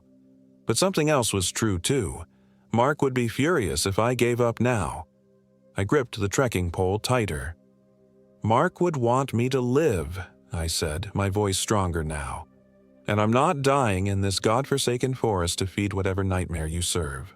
I lunged forward suddenly, driving the pointed end of the trekking pole into Daniel's chest with all my strength. It sank in with surprising ease, as if his body had the consistency of rotted wood. He made a sound, not of pain, but of surprise, as a thick, greenish-black fluid began to ooze from the wound. The other figures surged forward with inhuman shrieks. I abandoned my pack and the emergency beacon, knowing there was no time to retrieve them. Instead, I grabbed my second trekking pole and ran, crashing through the underbrush away from the trail. I had no plan beyond putting distance between myself and those things, finding somewhere to hide until I could figure out my next move. I ran until my lungs burned and my legs threatened to give out, stumbling down a steep, rocky slope into a narrow ravine. A small stream trickled along its bottom, and I followed it downhill, reasoning that water always eventually led to civilization. The shrieks had faded behind me, but I didn't slow my pace. I knew instinctively that those things wouldn't give up easily, not after marking me as their prey. As the ravine widened into a proper creek bed, I spotted something that made me stumble to a halt, a small wooden structure half hidden among the trees on the opposite bank. A cabin or shed of some kind, weathered gray with age but obviously human-made. I splashed across the shallow creek and approached cautiously. The single door hung partially open on rusted hinges. No windows were visible from this angle. It could be a trap, of course, but with the sun already dipping toward the western peaks, I needed shelter for the coming night. "Hello?" I called softly, poised to run if anything emerged. No response. I used my remaining trekking pole to push the door open further, wincing at the screech of hinges. The interior was dim but not completely dark thanks to a small hole in the roof that admitted a shaft of late afternoon sunlight. Dust motes danced in the beam, swirling as the disturbed air from the door circulated through the single room. It appeared to be an old ranger or Forest Service cabin, long abandoned. A rustic table and a single chair sat against one wall. A metal-framed cot with a bare, stained mattress occupied the opposite corner. Shelves lined the rear wall, mostly empty save for a few cans so rusted their labels had disintegrated and a kerosene lantern thick with dust. But what drew my attention immediately was the wall above the table, where dozens, no, hundreds, of Polaroid photographs had been tacked up in a chaotic collage. Even in the dim light, I could make out that they were all variations on the same image. Phantom Lake, photographed from different angles, in different seasons, across what must have been decades based on the varying states of deterioration of the photos themselves. I stepped closer, my skin crawling. In each photo, barely perceptible unless you were looking for it, was a dark shape beneath the lake's surface. A massive, shadowy presence that seemed to shift its form from image to image. A logbook lay open on the table beneath the photo wall, its pages yellow with age. The handwriting on the visible page was jagged. Desperate. Oct. 3, 1987. 3rd Patrol in search of missing hikers. Keep finding myself back at the lake despite trying to navigate away. Maps useless. Compass spins randomly. The scratching kept me awake all night. Something in the water. Something under the water. It watches. It waits. It knows. The entry was signed Ranger D. Carter. My blood ran cold. Daniel Carter. The thing in the forest with the filed teeth and milky eyes had once been this man, a ranger who'd come looking for missing hikers only to become one himself. I flipped through more pages of the journal, finding increasingly erratic entries documenting Carter's descent into paranoia and fear as the lake's influence grew stronger. The final entry, dated October 17, 1987, consisted of a single line. "It's too late for me, but others must be warned. The lake is hungry." Below this was a crude map drawn in what looked disturbingly like dried blood. It showed Phantom Lake at its center with various trails radiating outward like a spider's web. One trail was circled repeatedly and marked with an X at its end. Next to the X was written, "True path, 3 miles east to highway." I stared at the map, trying to memorize its details in the fading light. If this was accurate, I was much closer to civilization than I'd thought. The highway marker corresponded roughly to where my car was parked at the official trailhead, just 3 miles east. A sound outside the cabin made me freeze, the familiar scratch, scratch, scratch on the exterior wall. They had found me. I looked around frantically for anything I could use as a weapon or barricade. The kerosene lantern caught my eye. I grabbed it, finding it still half full of fuel after all these years. A box of matches lay nearby, ancient but potentially still functional in the dry mountain air. The scratching intensified, now coming from multiple points around the cabin. Through cracks in the wooden walls, I could see movement outside as the sun dipped below the horizon, plunging the forest into rapid darkness. I had only minutes before I would be trapped in here with no light at all. I struck a match, relieved when it flared to life, and lit the lantern. Its warm glow filled the small space, and immediately the scratching outside became more frenzied, accompanied by hisses of what sounded like pain or aversion. They didn't like the light. I held the lantern higher, moving toward the door, which still stood partially open. Through the gap, I could see them now, 5 or 6 figures lurking just beyond the pool of lantern light, their green eyes reflecting the flame like those of predatory animals. Daniel was at their center, the wound in his chest still seeping that thick, dark fluid. "You can't escape the lake, Emily," he called, his voice like stones grinding together. "No one ever truly leaves Phantom Lake. It's already inside you." "Watch me," I replied, then kicked the door fully open and charged forward, holding the lantern before me like a shield. The figures scattered with inhuman shrieks, retreating from the light. I ran, following what I hoped was an easterly direction based on the crude map and the position of the rising moon. The lantern swung wildly in my grip, its circle of protection wavering but holding. I could hear them pursuing, crashing through the underbrush just beyond the light's reach. Occasionally, one would dart closer, a pale shape at the edge of my vision, but the lantern kept them at bay. For now. I ran until my legs burned and my lungs ached, the terrain gradually sloping downward as I left the high country behind. The trees began to thin, and ahead I could make out what appeared to be a road cut through the forest, the highway. Freedom was so close I could taste it. That's when the lantern sputtered and died, its ancient fuel finally exhausted. Darkness engulfed me instantly. I stood frozen, listening to the sounds of my pursuers closing in from all sides. The scratching began again, all around me now, a maddening chorus of sharp nails on wood, on stone, on my very soul, it seemed.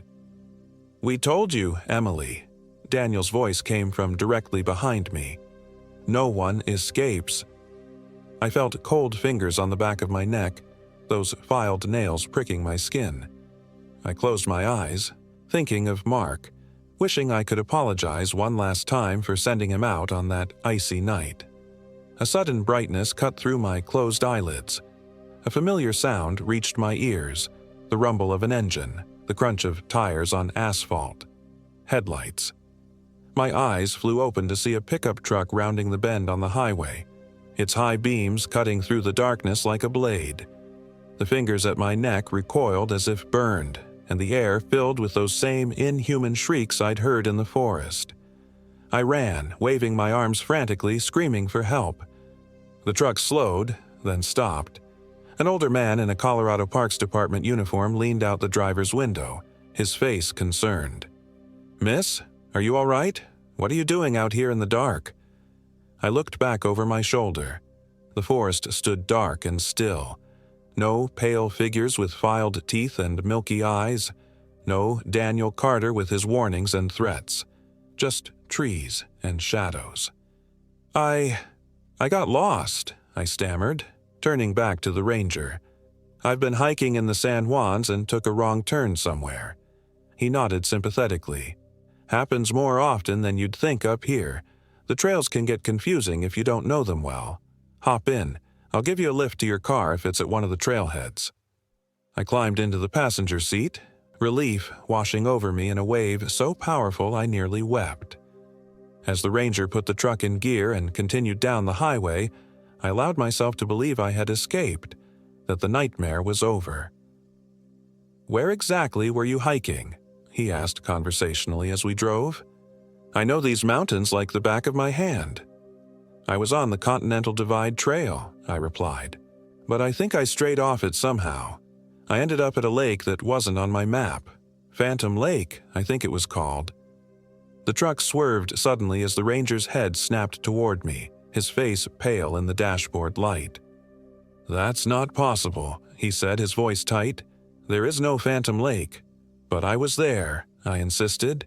"I camped by it. There was another tent." "Miss," he interrupted, his knuckles white on the steering wheel, "I've worked these mountains for 30 years. I know every lake, every trail, every rock in the San Juans. There is no Phantom Lake. There never was." We drove in silence after that, the ranger occasionally glancing at me with what looked like fear in his eyes. When we reached my car at the trailhead, he waited until I'd unlocked it and stowed my remaining gear before pulling away with a spray of gravel, clearly eager to be rid of me. I sat in my car for a long time, hands trembling on the steering wheel, trying to make sense of what had happened.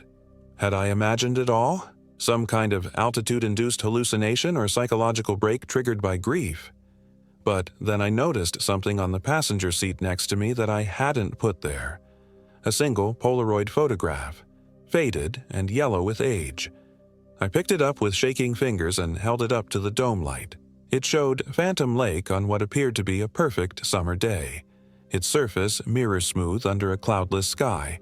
And there, captured in the moment the photo was taken, was a dark shape beneath the surface, massive and somehow wrong, its outline suggesting something not quite solid, not quite tangible. I turned the photo over. Written on the back in a jagged hand I recognized from the cabin logbook were 5 words: "The lake is always hungry." Below that, in fresher ink, as if recently added, "We'll be waiting, Emily." I drove home to Denver that night, pushing the speed limit the entire way, irrationally afraid that if I stopped, if I closed my eyes even for a moment, I would find myself back on the shore of that impossible lake with its hungry depths and those who served it. It's been 10 months since my wilderness therapy in the San Juans. I never told Dr. Winters what happened. How could I? She'd have me committed. Instead, I told her the trip had been rejuvenating, transformative even. In a way, that wasn't a lie. I've moved on from my grief for Mark, not because I've processed it or worked through it, but because it's been replaced by a different kind of burden. The Polaroid sits in my desk drawer, a constant reminder that what I experienced was real, no matter how impossible. Sometimes at night I wake to the sound of scratching at my bedroom window, soft, rhythmic, patient. Scratch, scratch, scratch. I never look. I know what I would see if I did. Pale faces with milky green eyes, hungry smiles full of filed teeth, blackened fingernails worn to points. They're waiting for me to return to the lake. And the most terrifying part? Sometimes I want to. In my dreams, Mark is there now, standing knee-deep in those dark waters, reaching out to me with a loving smile that doesn't quite reach his eyes, his milky green eyes. Dr. Winters says I'm making excellent progress in my grief journey. She doesn't know that every day is a battle not to pack my car and drive back to those mountains to find that impossible lake again, to join Mark and Daniel and all the others who serve the hungry depths. The lake knows my name. It knows my grief. It knows I'll return eventually. After all, no one ever truly escapes Phantom Lake.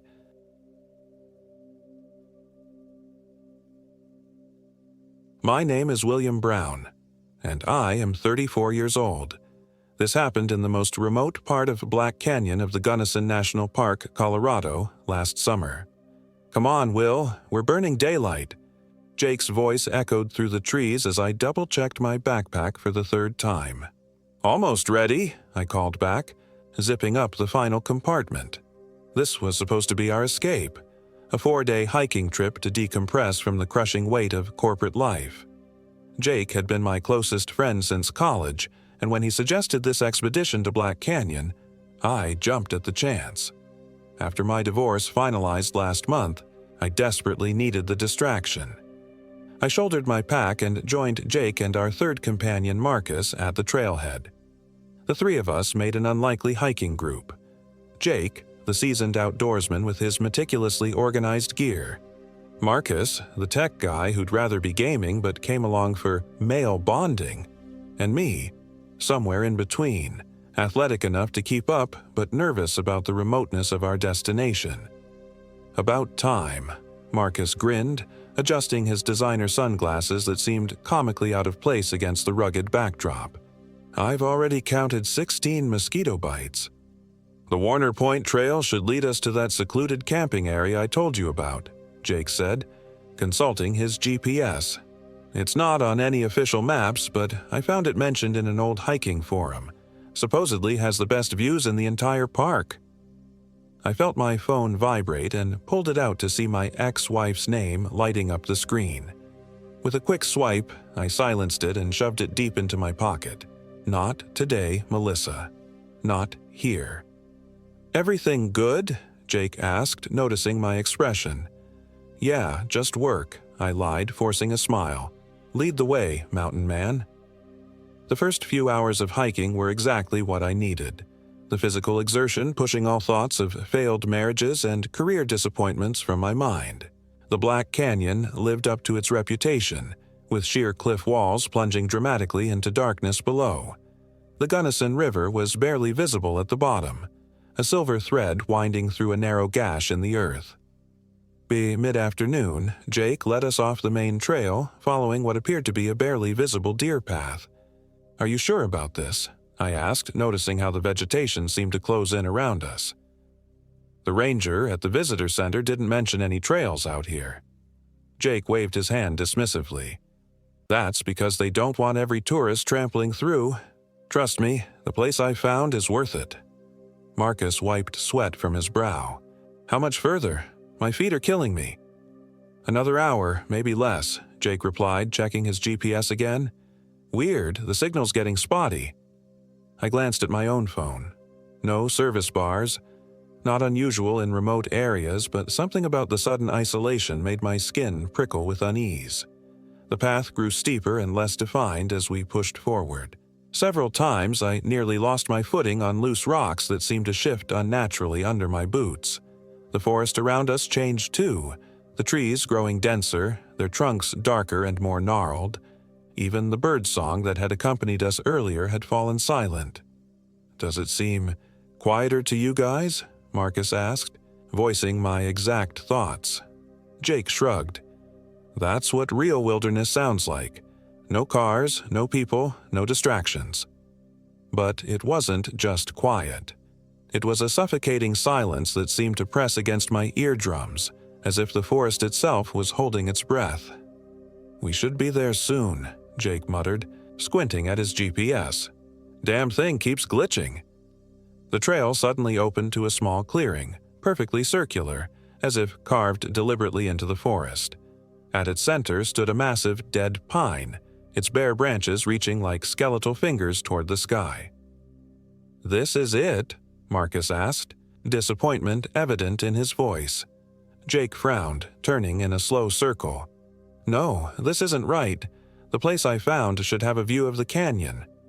I dropped my pack and approached the dead tree.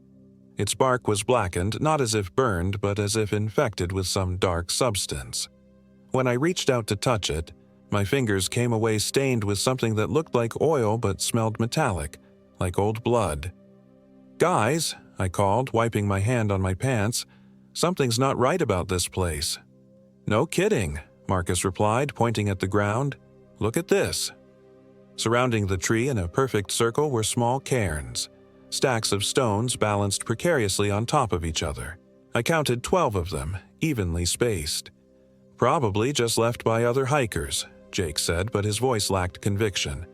I knelt beside one of the cairns, noticing something odd. These stones, they're not from around here.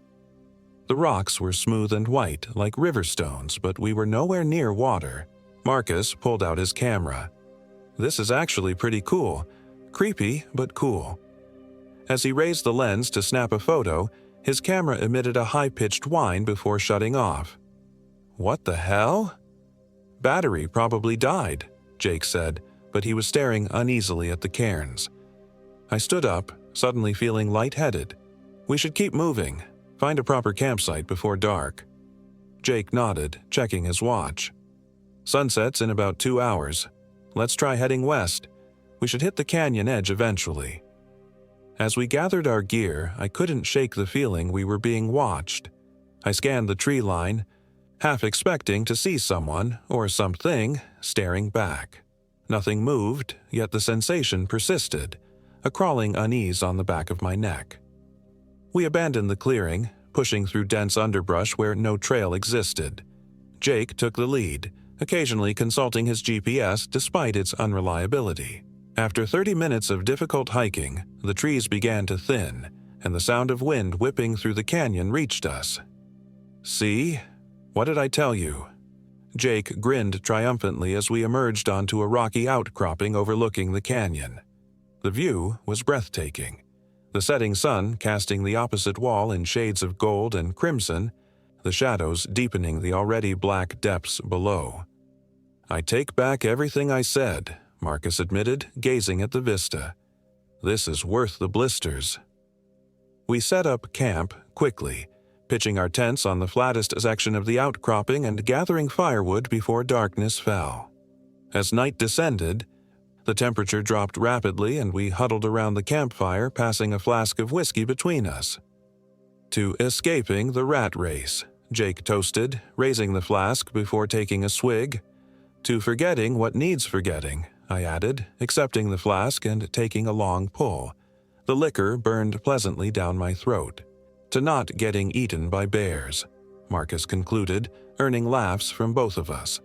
The conversation flowed easily as stars appeared overhead, brilliant and numerous without city lights to dim them. For the first time in months, I felt the tightness in my chest begin to loosen. This was exactly what I needed. Friendship, wilderness, and distance from my problems. Around midnight, as the fire burned low, we retired to our tents. Exhausted from the day's hike, I fell asleep almost immediately, my sleeping bag cocoon-like around me. I woke suddenly, disoriented, with no idea how long I'd been asleep.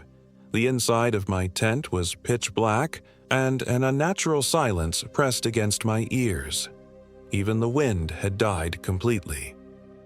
I reached for my phone to check the time, but it was dead despite having over 70% battery when I'd turned in.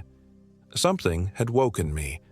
A sound, perhaps, or simply that animal instinct that alerts us to danger. I lay still, listening intently. Nothing. Then, so faint I might have imagined it, came a gentle scraping sound from outside, like stone sliding against stone. I sat up slowly, careful not to make noise. The scraping came again, slightly louder. It was real. "Jake," I whispered, hoping my friend was moving around outside. No response. Unzipping my tent as quietly as possible, I peered out. The night was clear, moonlight illuminating our campsite in silvery light. The fire had died to embers.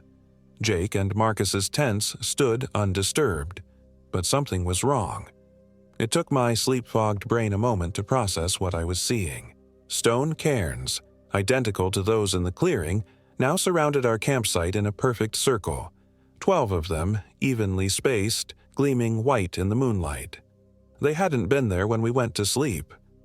My heart began to pound as I scanned the tree line. Nothing moved, yet that sensation of being watched returned tenfold. I scrambled out of my tent and crossed to Jake's, hissing his name as I shook the fabric. "Jake, wake up!" After a moment, his sleepy voice responded. "Will, what time is it? Get out here, now." Something in my tone must have conveyed the urgency because Jake emerged moments later, hunting knife in hand. "What's wrong?" I pointed silently at the cairns. Jake's expression shifted from confusion to alarm. "What the fuck?" he breathed, turning in a slow circle. "Those weren't there before." "I know." "Should we wake Marcus?" Jake asked, gripping his knife tighter. "Yeah." But when we approached Marcus's tent, we found it empty. His sleeping bag was there, unzipped and thrown aside as if he'd gotten up in a hurry.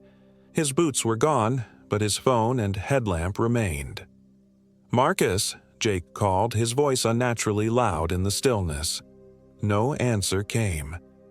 "Maybe he went to take a leak," I suggested, though I didn't believe it.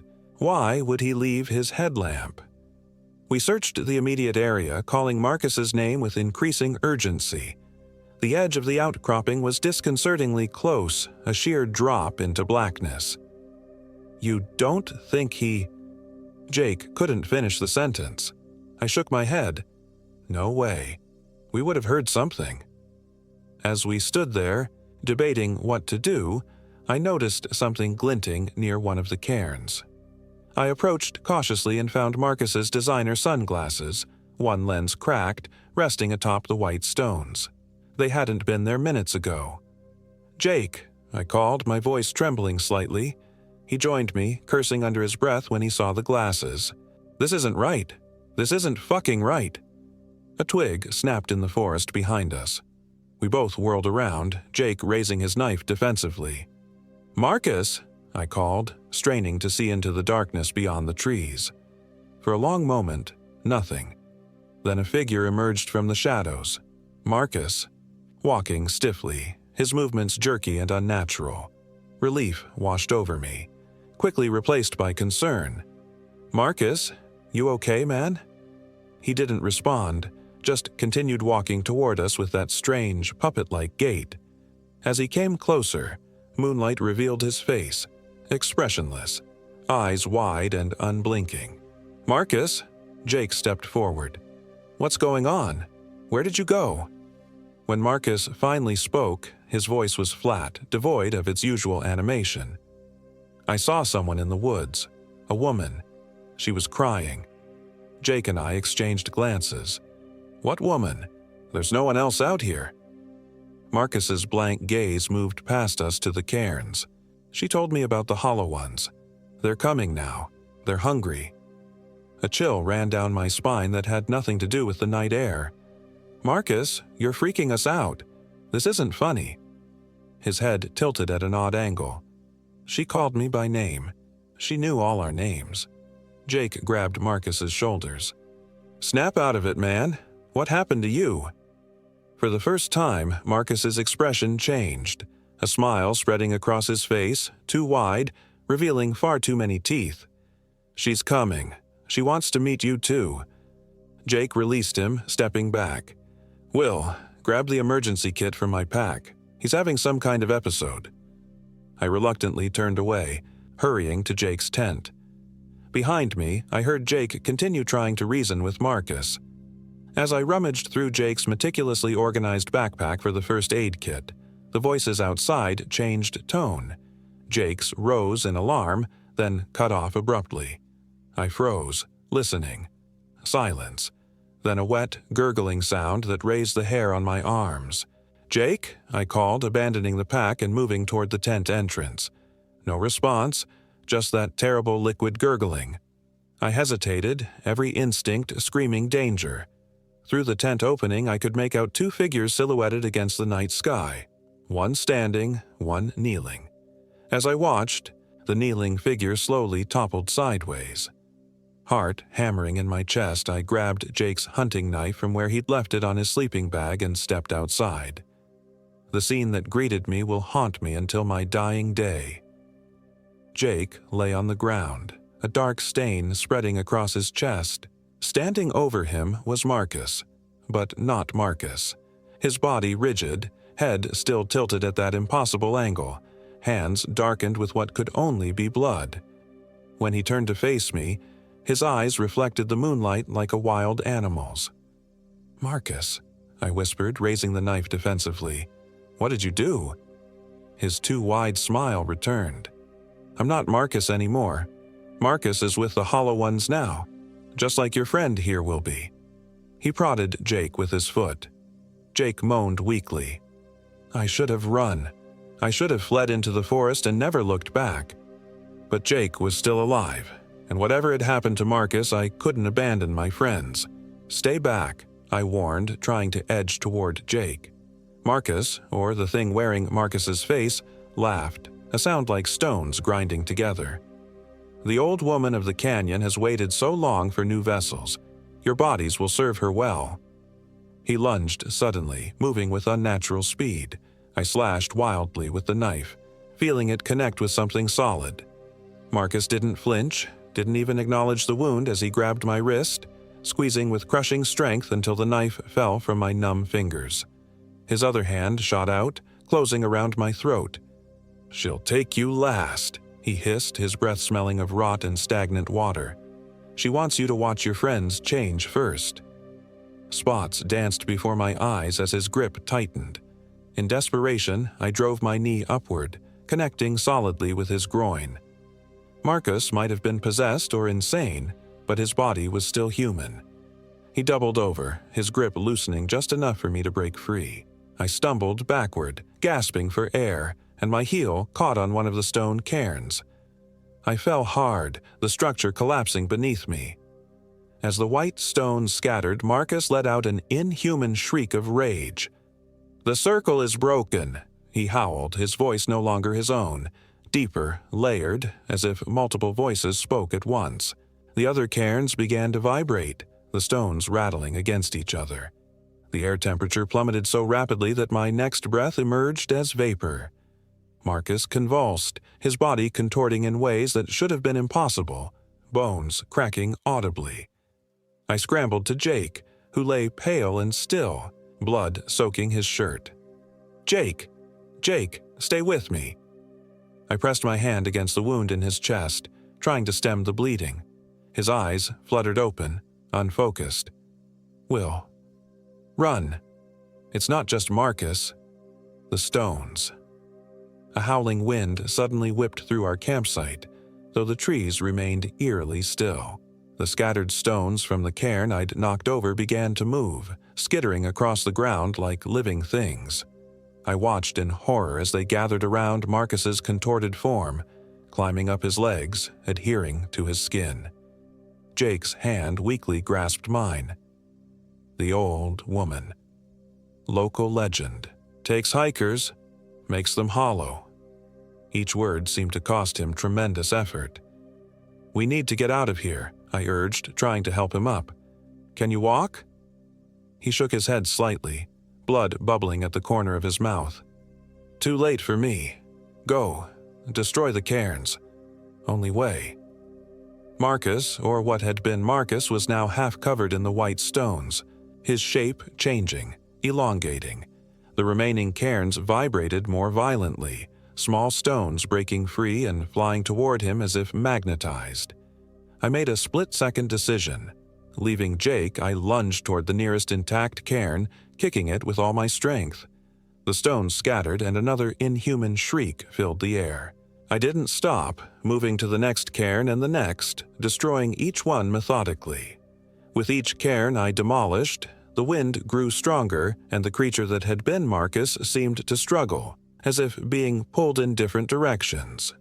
By the time I reached the final cairn, the thing was screeching continuously, a sound that threatened to burst my eardrums.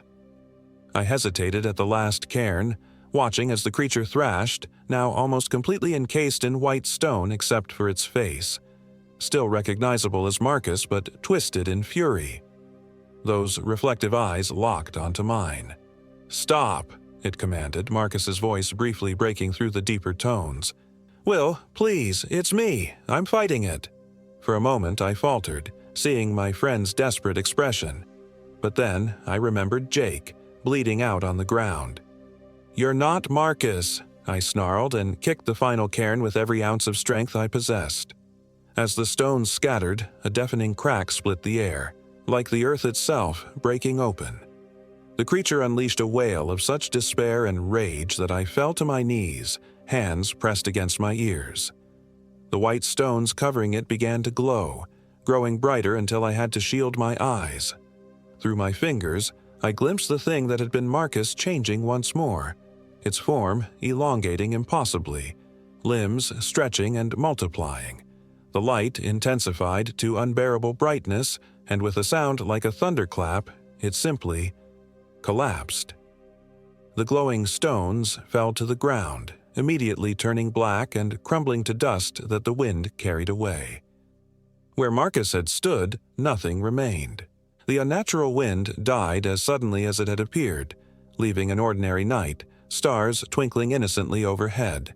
The oppressive silence lifted, replaced by normal forest sounds, the rustle of leaves, the distant hooting of an owl.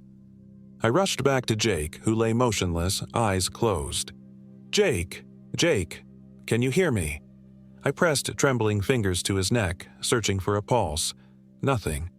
"No, no, no," I muttered, beginning chest compressions. "Don't do this. Don't you dare." I continued CPR until my arms shook with exhaustion, but Jake never responded. Eventually, I had to accept the truth. He was gone. Slumping back, numb with shock and grief, I noticed a faint light coming from my tent. My phone, which had been dead earlier, was now functioning, the screen glowing. I crawled toward it, my body moving mechanically.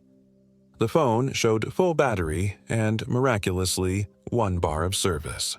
With shaking fingers, I dialed 911. What followed is mostly a blur in my memory. I remember the operator's voice sounding impossibly normal as I tried to explain our location. I remember waiting as dawn broke, sitting between Jake's body and the empty space where Marcus had vanished. I remember the rescue helicopter's searchlight sweeping the outcropping, the paramedics' grim faces, the police officers' skeptical expressions as I tried to tell them what happened. They found no trace of Marcus, no footprints leading away from the campsite, no body at the bottom of the canyon. Nothing. They found no white stones, no cairns, no evidence of anything supernatural. Just a campsite, a dead body with a knife wound, and a raving survivor. The official report ruled Jake's death a homicide, with Marcus as the prime suspect, presumed to have fled into the wilderness or fallen to his death in the canyon. They searched for weeks but found nothing. I was initially a suspect too, but the defensive wounds on my throat and the fact that the knife wound couldn't have been self-inflicted eventually cleared me. No one believed my story about the old woman of the canyon or the hollow ones. Not the police, not the park rangers, not the therapist I was eventually required to see. They attributed my delusions to trauma and possible oxygen deprivation from being choked. I tried researching after I was released from the hospital. The old woman of the canyon appears in some obscure local folklore, a witch who supposedly made a deal with dark spirits to extend her life, taking the bodies of unwary travelers who ventured too deep into her territory. The hollow ones were said to be her servants, empty shells of former victims. Most accounts dismissed it as a story invented to keep children from wandering too far from home. It's been a year now. I haven't been hiking since, haven't even set foot in a national park. I dream about that night constantly. Jake's blood on my hands, Marcus's too wide smile, those white stones moving with purpose. Sometimes I wake convinced that my body isn't my own anymore, that something else is wearing me like a suit. Last week, I received a postcard.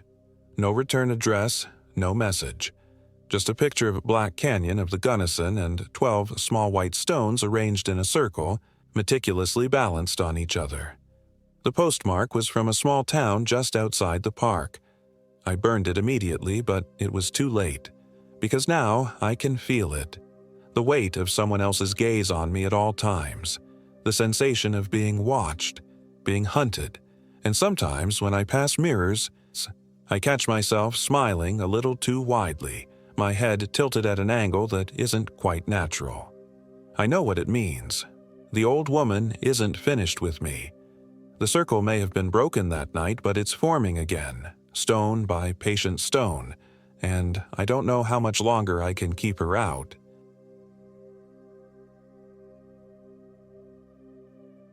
My name is Emily Hall, and I am 32 years old. This happened in the spring of 2024, during what was supposed to be a peaceful solo hiking trip in the Black Forest region of Colorado. I've always been a city girl at heart, but after my divorce from Mark last year, I needed space to breathe, to rediscover who I was outside of our 8-year relationship. My therapist suggested connecting with nature might help heal the emotional wounds still festering beneath the surface. Solitude can be clarifying, she'd said. I wish I'd understood then just how terrifying true solitude could be. Black Forest, a densely wooded area northeast of Colorado Springs, seemed perfect for my first extended solo hiking trip. Not too remote for a beginner like me, but secluded enough to provide the quiet reflection I desperately needed. I'd meticulously planned a 3-day excursion along the Section 16 trail before connecting to the Palmer Divide, with a small detour to visit the infamous Black Forest Cemetery, a historical site I'd read about online. The drive from Denver took about an hour and a half. As I left the highway and navigated the winding county roads, the landscape gradually transformed. Suburban developments gave way to scattered ranches, which eventually surrendered to the dense ponderosa pines that give the Black Forest its name. The trees stood like sentinels against the blue Colorado sky, their dark needles contrasting sharply with their ruddy trunks. I arrived at the trailhead parking lot around noon. Only 2 other cars were there, a good sign that I'd have the solitude I was craving. I double-checked my backpack. Tent, sleeping bag, first aid kit, water purifier, 3 days of dehydrated meals, extra layers, headlamp, map, compass, and my fully charged phone with the trail GPS downloaded. Everything was in order. As I locked my car and adjusted my pack's straps across my shoulders, a pickup truck pulled into the lot. An elderly man with leathery skin and a silver mustache rolled down his window. "Heading out alone?" he called, his eyes narrowing slightly as he assessed my equipment. "Yes," I replied, "just for a few days. I'll be staying on the main trails." He nodded slowly. "Weather's supposed to turn on the second night. Make sure you've got good rain gear." He paused, then added, "And maybe avoid the old cemetery area after dark. Lots of sinkholes around there. Dangerous terrain." I thanked him for the advice, though I inwardly rolled my eyes. I'd researched the weather extensively. There was only a 20% chance of light showers, hardly the turn he was describing. As for the cemetery warning, it smacked of small-town superstition.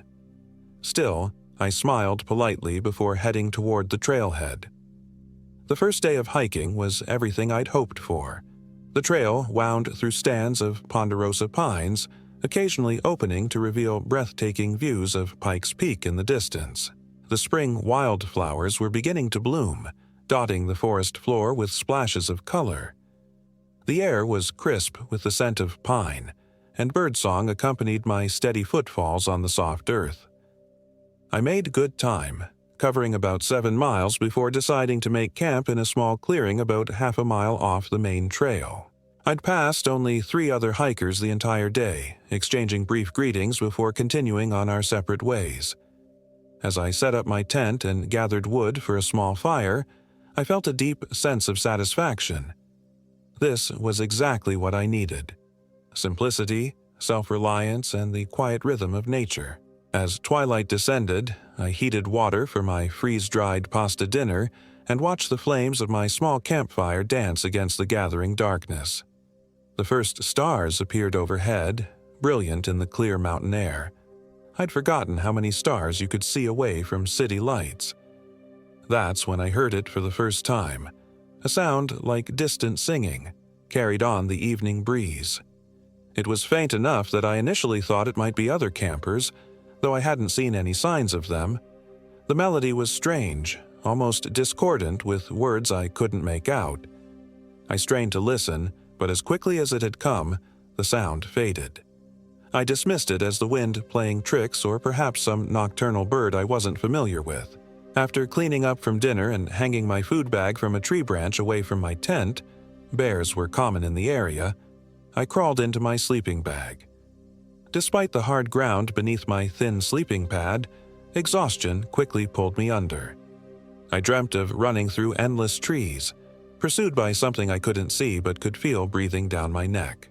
Every time I glanced back, there was nothing there, yet the sensation of being hunted intensified. I woke with a gasp around 3 a.m., my heart hammering against my ribs. The forest was utterly silent. No wind, no animals, not even the rustle of leaves. Just a thick, oppressive silence that seemed to press against my eardrums. I fumbled for my headlamp and switched it on, the beam cutting through the darkness of my tent. Nothing was amiss, but sleep eluded me for the next hour. When I finally drifted off again, my dreams were mercifully blank. Dawn brought normality with it. Birdsong, gentle breezes, and the soft golden light filtering through the canopy. I felt silly about my middle-of-the-night anxiety as I boiled water for instant coffee and oatmeal. The forest was beautiful in the morning light, not threatening at all. I broke camp efficiently and continued on the trail by 8 a.m. My plan for the day was to hike another 6 miles, which would bring me near the perimeter of the old Black Forest Cemetery by afternoon. According to my research, the cemetery dated back to the late 1800s and contained the graves of the area's early settlers. Several online hiking forums mentioned it as an interesting historical detour. The morning passed pleasantly.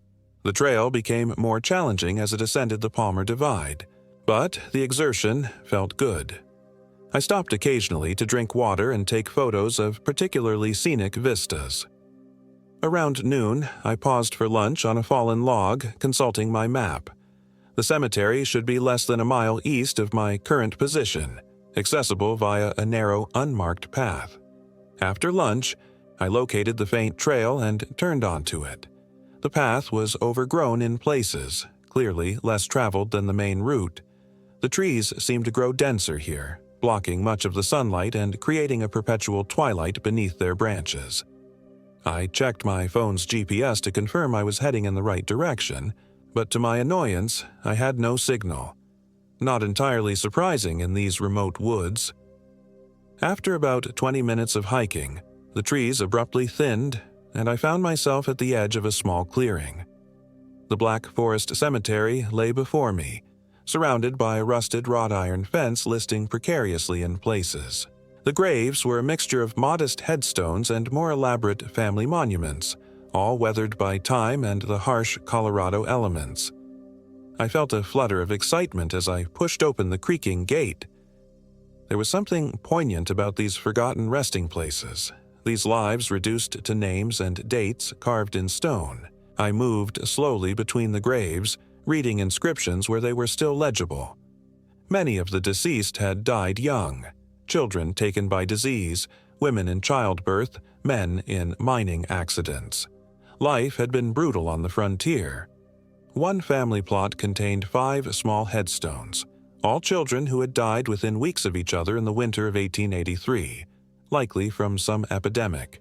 At the cemetery's back corner, partially hidden by an ancient juniper, stood the largest monument, a weathered angel with outstretched wings, perched atop a substantial granite base.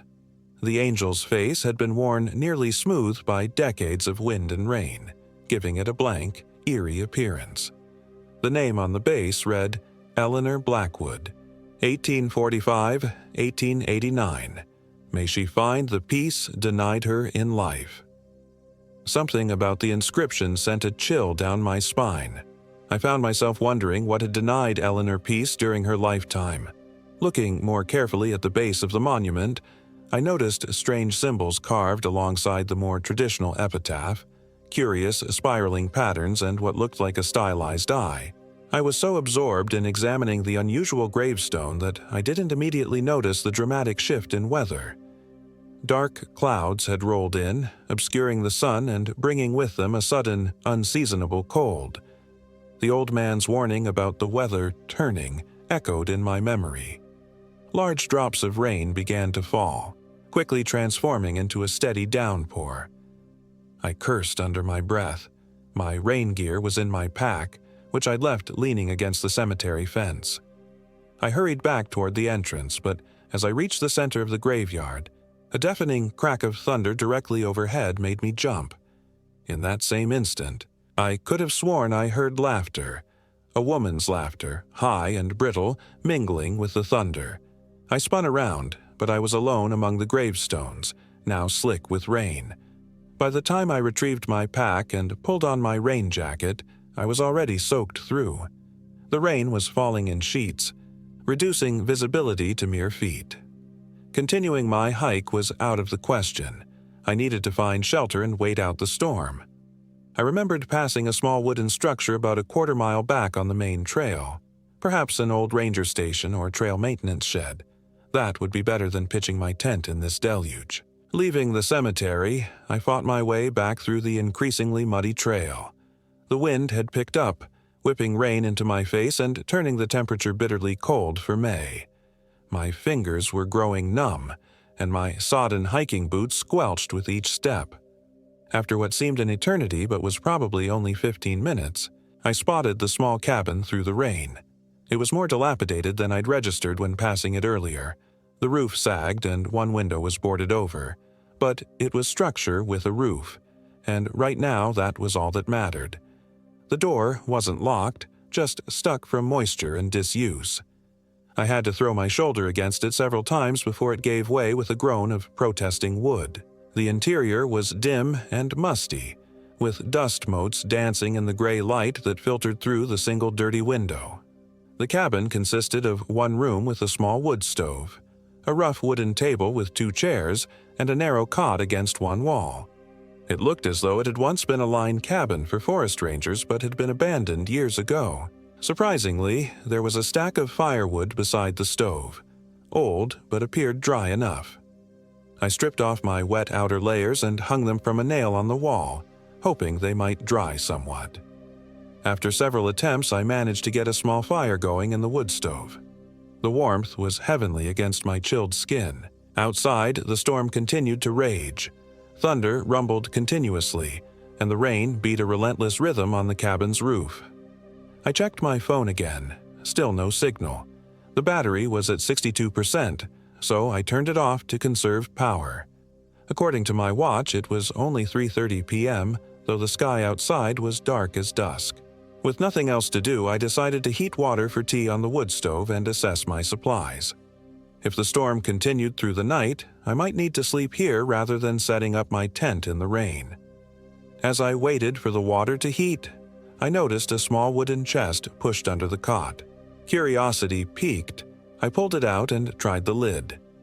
It opened with a creak, revealing a jumble of items: an old Forest Service logbook, some rusted tools, a faded photograph, and what looked like a journal bound in cracked leather. I picked up the photograph first. Though yellowed with age, the image was still clear. A group of men in early 20th century Forest Service uniforms standing in front of this very cabin. They stared solemnly at the camera, as people often did in old photographs. However, something in the background caught my eye. At the edge of the clearing behind the men, partially obscured by trees, there appeared to be a figure in a long dress. The image was blurry, but it seemed to be a woman with long dark hair, her face a pale smudge. I set aside the photo and picked up the journal. The first pages were filled with mundane accounts of forest patrols, wildlife sightings, and weather reports, dated 1923. About halfway through, the entries became more personal, written by a ranger named Thomas Garrett. May 15th, 1923. Jenkins claims he saw her again last night, standing among the tombstones. I told him it was just moonlight on the mist, but he's convinced it's the Blackwood woman. These superstitious locals and their ghost stories are getting to him. May 20th, 1923. Heard the singing again last night. Jenkins says it's her, calling men into the woods. 3 hunters have gone missing in this area over the past year. The official report says they got lost and succumbed to exposure, but locals whisper otherwise. May 25th, 1923. Jenkins didn't return from his patrol. Found his pack near the cemetery, but no sign of him. The strange symbols were scratched into a tree nearby, the same ones from the Blackwood grave. Sheriff says he probably deserted his post, but I know Jenkins wouldn't leave without his gear. May 29th, 1923. I hear her singing every night now. Haven't slept in days. The locals say Eleanor Blackwood was hanged as a witch, but the town covered it up, calling it suicide. They say she promised to return for each of their descendants. I'm requesting a transfer tomorrow. There were no more entries after that. I closed the journal with shaking hands, suddenly aware of how dark the cabin had become as the storm-darkened afternoon waned toward evening. I added more wood to the stove, watching the flames leap higher, grateful for their light and warmth. I told myself the journal was nothing but the ramblings of an isolated man, probably driven to paranoia by the loneliness of his posting. The witch was just a local legend, embellished over time. Every small town had similar stories. Thunder crashed directly overhead, and I nearly jumped out of my skin. At that same moment, the flames in the wood stove flickered violently, though there was no draft I could feel. And then I heard it, singing. The same distant, discordant melody I'd heard at my campsite the previous night, but closer now. The sound seemed to come from everywhere and nowhere, rising and falling with the wind. I pressed my hands over my ears, but it didn't help. The singing continued, and now I could almost make out words in a language I didn't recognize, guttural and rhythmic. I thought of Eleanor Blackwood's grave with its strange symbols and felt cold despite the fire's heat. "It's just the wind," I said aloud, my voice sounding thin and unconvincing even to my own ears. "Just the wind in the trees." I busied myself with preparing one of my dehydrated meals, though I had little appetite. Outside, the light continued to fade. I had my headlamp, but the idea of spending the entire night in this cabin, with only that small circle of light against the darkness, filled me with dread. As I forced myself to eat, I made a decision. As soon as there was a break in the storm, I would hike back to the trailhead, even if it meant traveling in the dark. I'd rather face a difficult night hike than stay another hour in this place. But the storm showed no signs of abating. If anything, it had intensified, the rain now mixed with hail that clattered against the cabin's roof like thrown pebbles. The temperature inside the cabin was dropping despite the fire, and I could see my breath fogging in the air. I checked my watch, 7:45 p.m., hours still until dawn. I decided to try to sleep, to make the time pass more quickly. I unrolled my sleeping bag on the cot and crawled inside, still fully dressed in case I needed to leave quickly. Sleep seemed impossible with the storm raging and my nerves on edge, but exhaustion eventually pulled me under. I dreamt of Eleanor Blackwood. In my dream, she stood beside her own grave, her face as blank and worn as her stone angels. She beckoned to me with one pale hand, her lips moving in that same eerie song. I startled awake to absolute darkness. The fire had died to embers, casting only the faintest red glow. Outside, the storm still raged, but something had changed. There was a scratching at the cabin door, light at first, then more insistent. It could have been a branch blown by the wind, but it sounded deliberate, rhythmic. Scratch, scratch, scratch. Pause. Scratch, scratch, scratch. I fumbled for my headlamp with trembling hands, nearly dropping it before managing to switch it on. The beam cut through the darkness, illuminating the cabin's interior. Nothing had changed, but the scratching continued. Then it stopped. The silence that followed was somehow worse. A moment later, there was a knock on the door. 3 distinct knocks, deliberate and clear. My throat closed with terror. There shouldn't be anyone else out here, not in this storm, not at this hour. "Who's there?" I called, my voice barely above a whisper. No answer, just another 3 knocks, louder this time. I rose from the cot, my headlamp trained on the door. "Hello? Is someone there? Are you hurt?" The reasonable explanation was that another hiker had been caught in the storm and was seeking shelter. But a deeper part of me, a primal instinct I couldn't ignore, screamed that I should not open that door under any circumstances. "I'm sorry," I called, louder now. "The cabin is barely big enough for one. There's an overhang on the east side that might provide some shelter from the rain." Another 3 knocks, so forceful that the door shuddered in its frame. Then a voice, a woman's voice, hollow and distant despite seeming to come from just outside. "Let me in, Emily." My blood turned to ice. I hadn't told anyone my name, hadn't seen another soul since leaving the trailhead that morning. "How do you know my name?" My voice shook uncontrollably. A soft laugh, the same brittle laughter I'd heard in the cemetery. "I know all about you, Emily Hall. I know about the darkness inside you, the thoughts you try to hide. Let me in, and I'll set you free from them." "Go away," I whispered, backing toward the far wall of the cabin. "You're not real." Another laugh. "Not real? Why don't you look out the window and see for yourself?" Against every instinct, I turned my headlamp toward the cabin's single window. For a moment, there was nothing but the reflection of my own terrified face.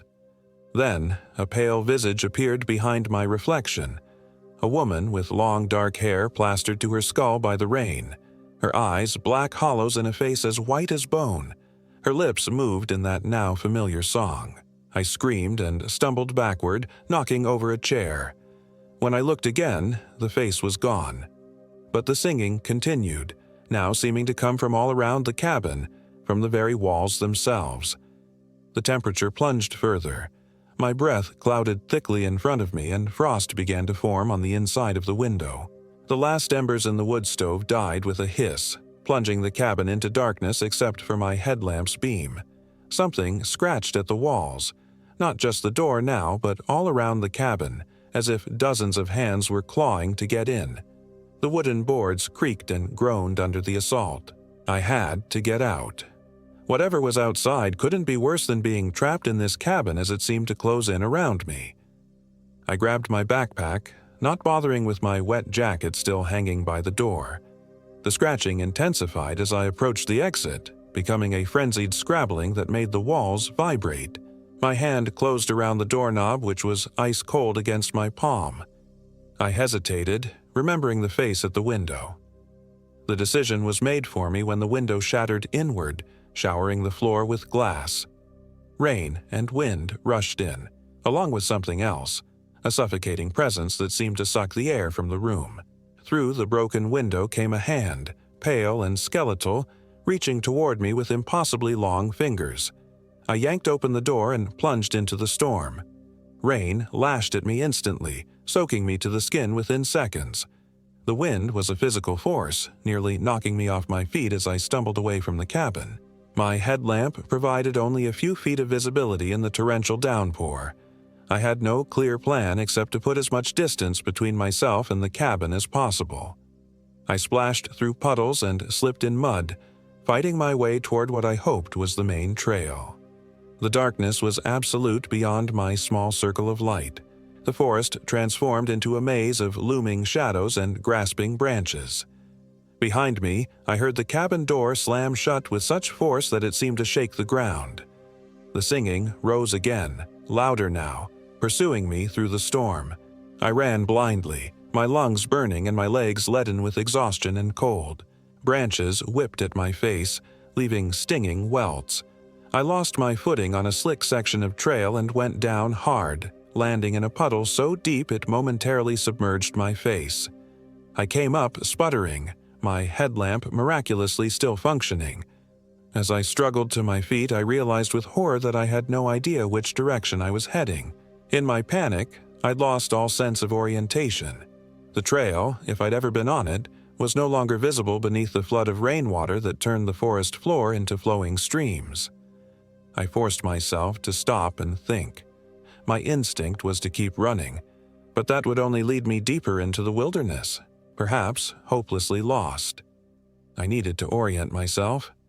I dug my compass out of my pack with shaking hands. The small dial spun wildly, settling briefly in one direction before jumping to another. Useless. I tried my phone next, praying for a GPS signal even without cellular service. The screen remained dark when I pressed the power button. Somehow, the battery had drained completely, though it had been at 62% just hours before. A flash of lightning illuminated the forest, freezing the scene in stark white light for a split second. In that moment, I saw her, Eleanor Blackwood, standing between two trees about 20 yards away. Her dress, sodden and gray, clung to a skeletal frame. Her face was in shadow, but I could feel her eyes on me. The forest plunged back into darkness. When the next lightning flash came, she was closer, halfway to me, one arm outstretched, fingers splayed like claws. I ran again, no longer caring about direction, driven by blind terror. The singing followed, rising to a wailing shriek that pierced through the thunder and rain. I fought my way through underbrush, branches tearing at my clothes and skin, my pack catching on trees and nearly pulling me backward several times. Another lightning flash. She was right behind me, her cold breath on my neck. I screamed and lurched forward, breaking free of the underbrush and suddenly finding myself in open space. I had reached the cemetery again. Somehow, in my blind flight, I had circled back to where this nightmare began. The gravestones gleamed dully in my headlamp's beam, rain sluicing off their weathered surfaces. In the center of the graveyard stood Eleanor's angel monument, seeming to watch me with its featureless face. As another lightning bolt split the sky, I could have sworn the statue moved, its blank head turning to follow my desperate progress through the graves. I had to get out of here, had to find the main trail again. I tried to recall the route I'd taken from the trailhead to the cemetery. It had been east of the main trail, so logic dictated I needed to head west. But which way was west in this storm, with my compass malfunctioning and no stars visible through the clouds? I made a desperate decision and ran to the cemetery gate, hoping to pick up the small trail that had led me here initially. As I reached the gate, a bolt of lightning struck a massive ponderosa pine just outside the cemetery fence. With a tremendous crack, the tree toppled, its massive trunk crashing down across the gate and the trail beyond, blocking my exit. Flames briefly licked at the splintered wood despite the rain, casting a hellish glow over the graveyard before sputtering out. I was trapped. I whirled around, searching frantically for another way out. The wrought iron fence surrounding the cemetery was too high to climb easily, especially in my exhausted state. The only other exit appeared to be a small maintenance gate on the far side of the graveyard, barely visible through the curtain of rain. I started toward it, weaving between gravestones, my feet slipping on the muddy ground. The singing had stopped, replaced by an oppressive silence broken only by the rain and my own ragged breathing. I was halfway across the cemetery when my headlamp began to flicker. "No, no, no," I pleaded, shaking it desperately. The light steadied momentarily, then dimmed significantly. Battery failure. The final betrayal of technology. In the fading light, the gravestones around me seemed to shift and move, closing in like a stone forest. My light caught a pale figure darting between them, there and gone so quickly I couldn't be sure it was real. I redoubled my pace nearly at the maintenance gate now. My headlamp gave one final valiant effort, brightening briefly before dying completely. I was plunged into absolute darkness, lost in a sea of stone and rain. Lightning flashed again, and I used that momentary illumination to orient myself. The gate was perhaps 15 feet ahead. I stumbled forward blindly, hands outstretched, searching for the metal latch I'd glimpsed. My fingers closed around cold iron. The gate latch. As I fumbled with the rusty mechanism, trying to lift it with numb fingers, I became aware of a presence directly behind me. The air temperature plunged, my exhaled breath clouding thickly before me. "Eleanor," I whispered, not turning around. "Let me go. Please."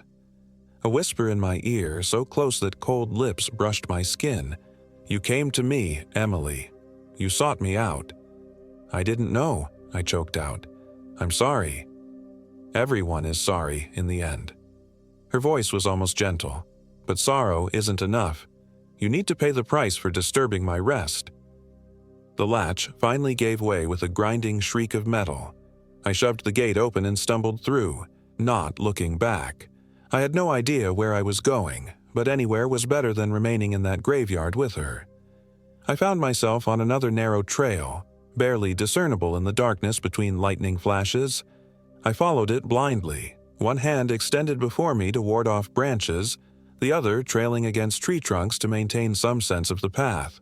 The ground began to slope upward, the trail becoming steeper and rockier. I slipped repeatedly on the slick surface, my hands and knees scraped raw from falls. The rain continued relentlessly, and I was shivering uncontrollably, my wet clothes offering no protection against the unseasonable cold. Behind me, I heard movement in the underbrush, methodical, steady, unhurried. She knew I couldn't escape. She was toying with me. The trail crested a small ridge, then began to descend. In the distance, through a momentary break in the rain, I caught a glimpse of lights. Tiny, distant, but unmistakably human. Civilization. Hope surged within me, lending strength to my leaden limbs. I began to run downhill, heedless of the treacherous footing. If I could just reach those lights, reach other people, surely I would be safe. The rational part of my mind knew I was still miles from any town, that the lights must be some isolated ranch or perhaps even a hallucination born of desperation. But rationality had no place in this night of horrors. The sound behind me ceased. For a moment, I dared to hope that Eleanor was bound to her cemetery, unable to pursue me beyond its borders. Then the singing began again, now seeming to come from ahead of me, from the very direction of the lights I was racing toward. I faltered, my steps slowing. The lights flickered, then organized themselves into a pattern, a ring of small flames floating above the ground. As I watched, transfixed with dread, the circle expanded, revealing dark figures moving around it. The singing emanated from them, many voices now, all performing that same discordant melody. I stumbled backward, away from whatever ritual was unfolding ahead. As I turned to retreat up the trail, my foot caught on an exposed root, and I went down hard. My head struck something solid, a rock or fallen log, and pain exploded behind my eyes. For an indeterminate time, I floated in a gray haze between consciousness and oblivion. When awareness returned, the first thing I registered was silence. The rain had stopped, and the wind had died. I lay face down in mud, my cheek pressed against cold earth. With tremendous effort, I raised my head. The forest was still dark, but a faint grayness on the eastern horizon suggested dawn wasn't far off. I had survived the night. Every muscle in my body protested as I dragged myself to my feet. My pack was gone, lost somewhere during my wild flight. My clothes were torn and caked with mud, my skin a mapwork of scratches and bruises. The gash on my forehead had stopped bleeding but throbbed with my heartbeat. I took stock of my surroundings. The trail I'd been following was clearly visible now, winding down toward a valley. There was no sign of the ring of lights I'd seen, no evidence of any human presence. Had I hallucinated it all? The storm had been real enough, and my injuries certainly weren't imaginary. But Eleanor Blackwood, the singing, the pursuit through the forest, could those have been delusions brought on by exhaustion, isolation, and fear? I wanted desperately to believe that explanation. I began walking downhill, moving slowly due to my injuries but steadily. As the sky lightened, I could make out more of the landscape. The trail eventually joined a wider dirt road, an old logging route perhaps. I followed it, hoping it would lead to a highway or at least a more traveled area where I might find help. After about an hour of walking, I came around a bend and saw a small cluster of buildings ahead, a gas station, a diner, and a few houses. Relief washed over me. I quickened my pace despite my body's protests, fixated on reaching these outposts of normality. The gas station was just opening as I approached. The attendant, a middle-aged woman with a weathered face, did a double-take when she saw me. "Good Lord, honey. What happened to you?" she exclaimed, ushering me inside the small attached convenience store. I must have been a frightening sight, soaked, muddy, bloodied, and wild-eyed. I tried to formulate a coherent explanation but found I couldn't speak past the lump in my throat. Tears welled in my eyes, the emotional aftermath of terror finally catching up with me. The woman, whose name tag read Doris, sat me down on a plastic chair and wrapped a blanket around my shoulders. She pressed a bottle of water into my hands and told me to sip slowly while she called for help. "You must be the hiker they've been looking for," she said as she dialed. "There's been search parties out since yesterday evening when that storm hit. Rangers knew anyone caught out in that would be in trouble." I nodded mutely, focusing on the water, the plastic chair, the fluorescent lights overhead, anchoring myself in the mundane reality of the gas station. When I finally found my voice, I told Doris and later the Rangers who arrived to transport me to a hospital in Colorado Springs a sanitized version of events. I'd been caught in the storm, sought shelter in an old cabin, become disoriented, and spent the night lost in the woods. I said nothing about Eleanor Blackwood, the cemetery, or the singing. Those details would only mark me as hysterical or delusional. At the hospital, I was treated for mild hypothermia, dehydration, and my various cuts and bruises. The doctor said I was lucky. Exposure in such conditions could have been fatal. I nodded and thanked him, not trusting myself to say more. I was discharged the following day. A kind ranger drove me back to my car, which was still at the trailhead parking lot. As we approached Black Forest, I felt my chest tighten with renewed fear. "The cemetery, up here," I ventured, trying to sound merely curious. "The old one with the angel statue. Do you know much about it?" The ranger, a young man named Rick, glanced at me. "Black Forest Cemetery? Sure, it's a historic site. The original settlers of this area are buried there. Have you heard any stories about it? Local legends, that sort of thing?" He hesitated, then shrugged. "Well, there's the usual ghost stories. Locals say one of the women buried there was accused of witchcraft, Eleanor Blackwood. Supposedly, she cursed the town before they hanged her."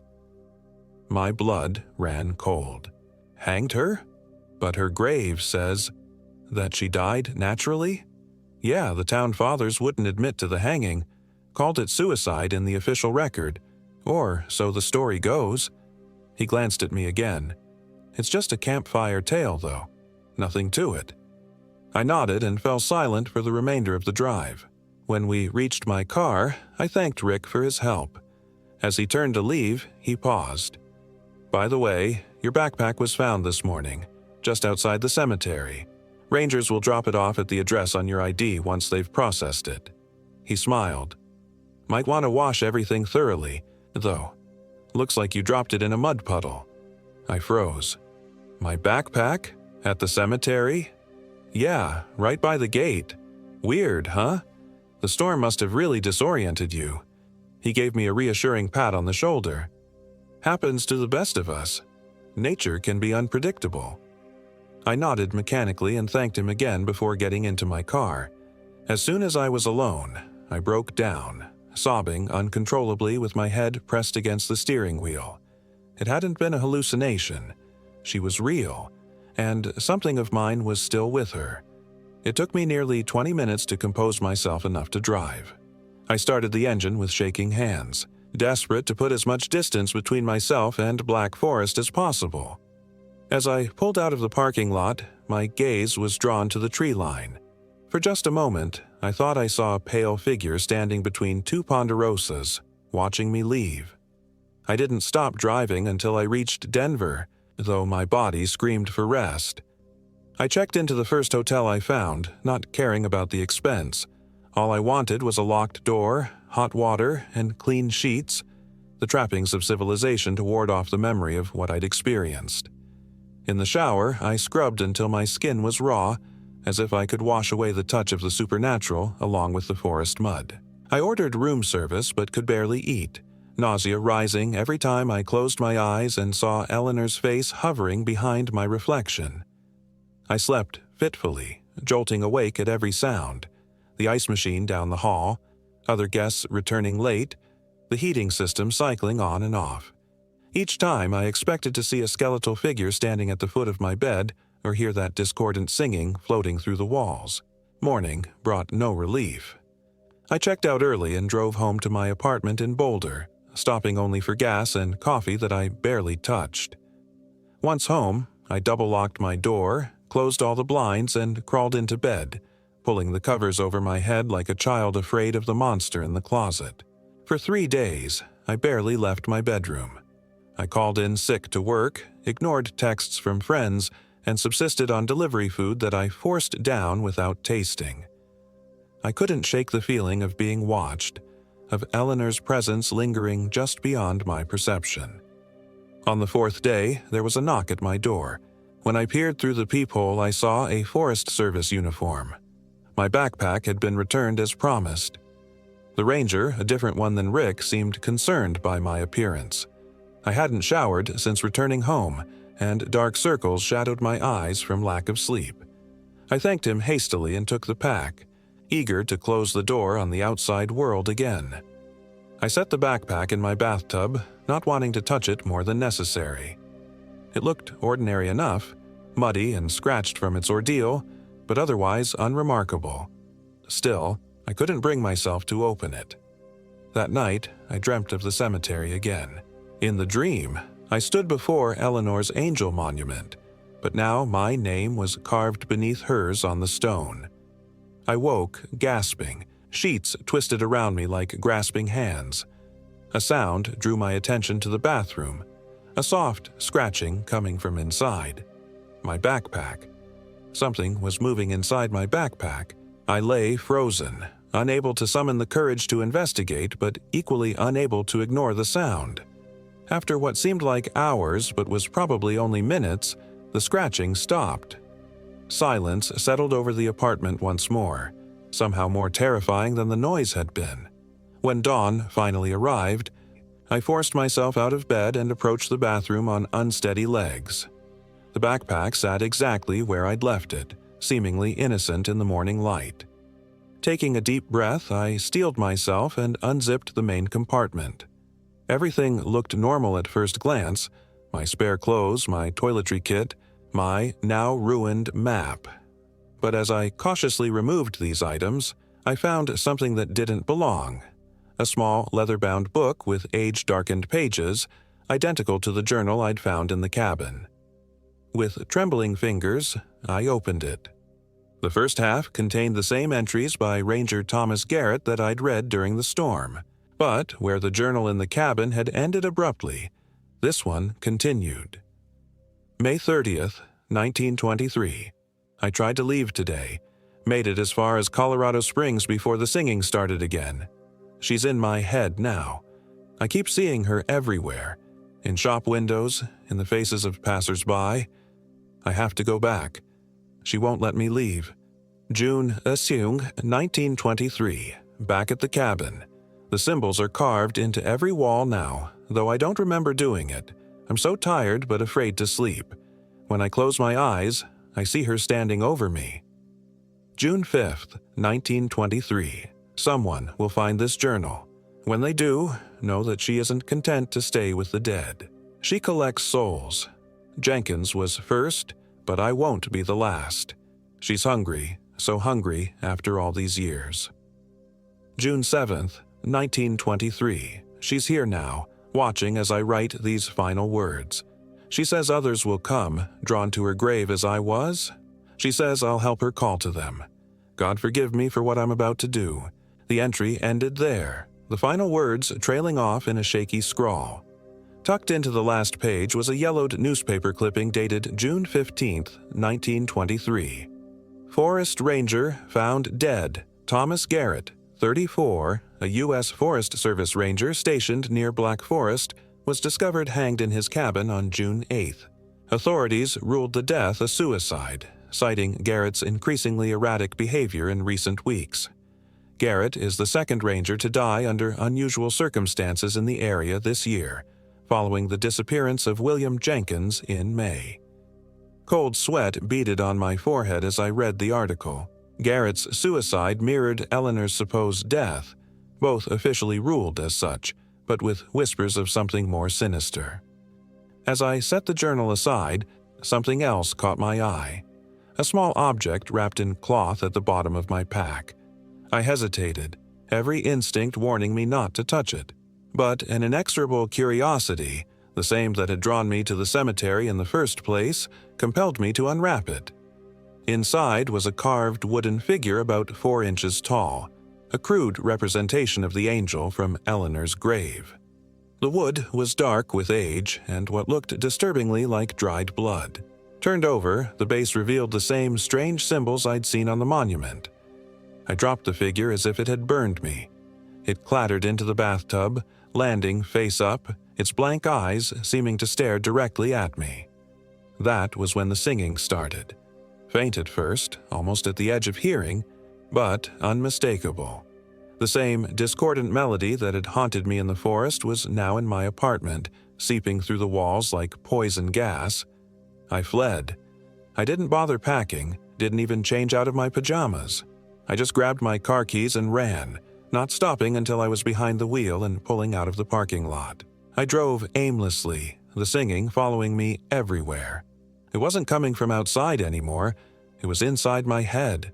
For weeks I drove across the country, staying in cheap motels and never remaining in one place for more than a night. I ditched my phone, paid cash for everything, tried to disappear. But she always found me.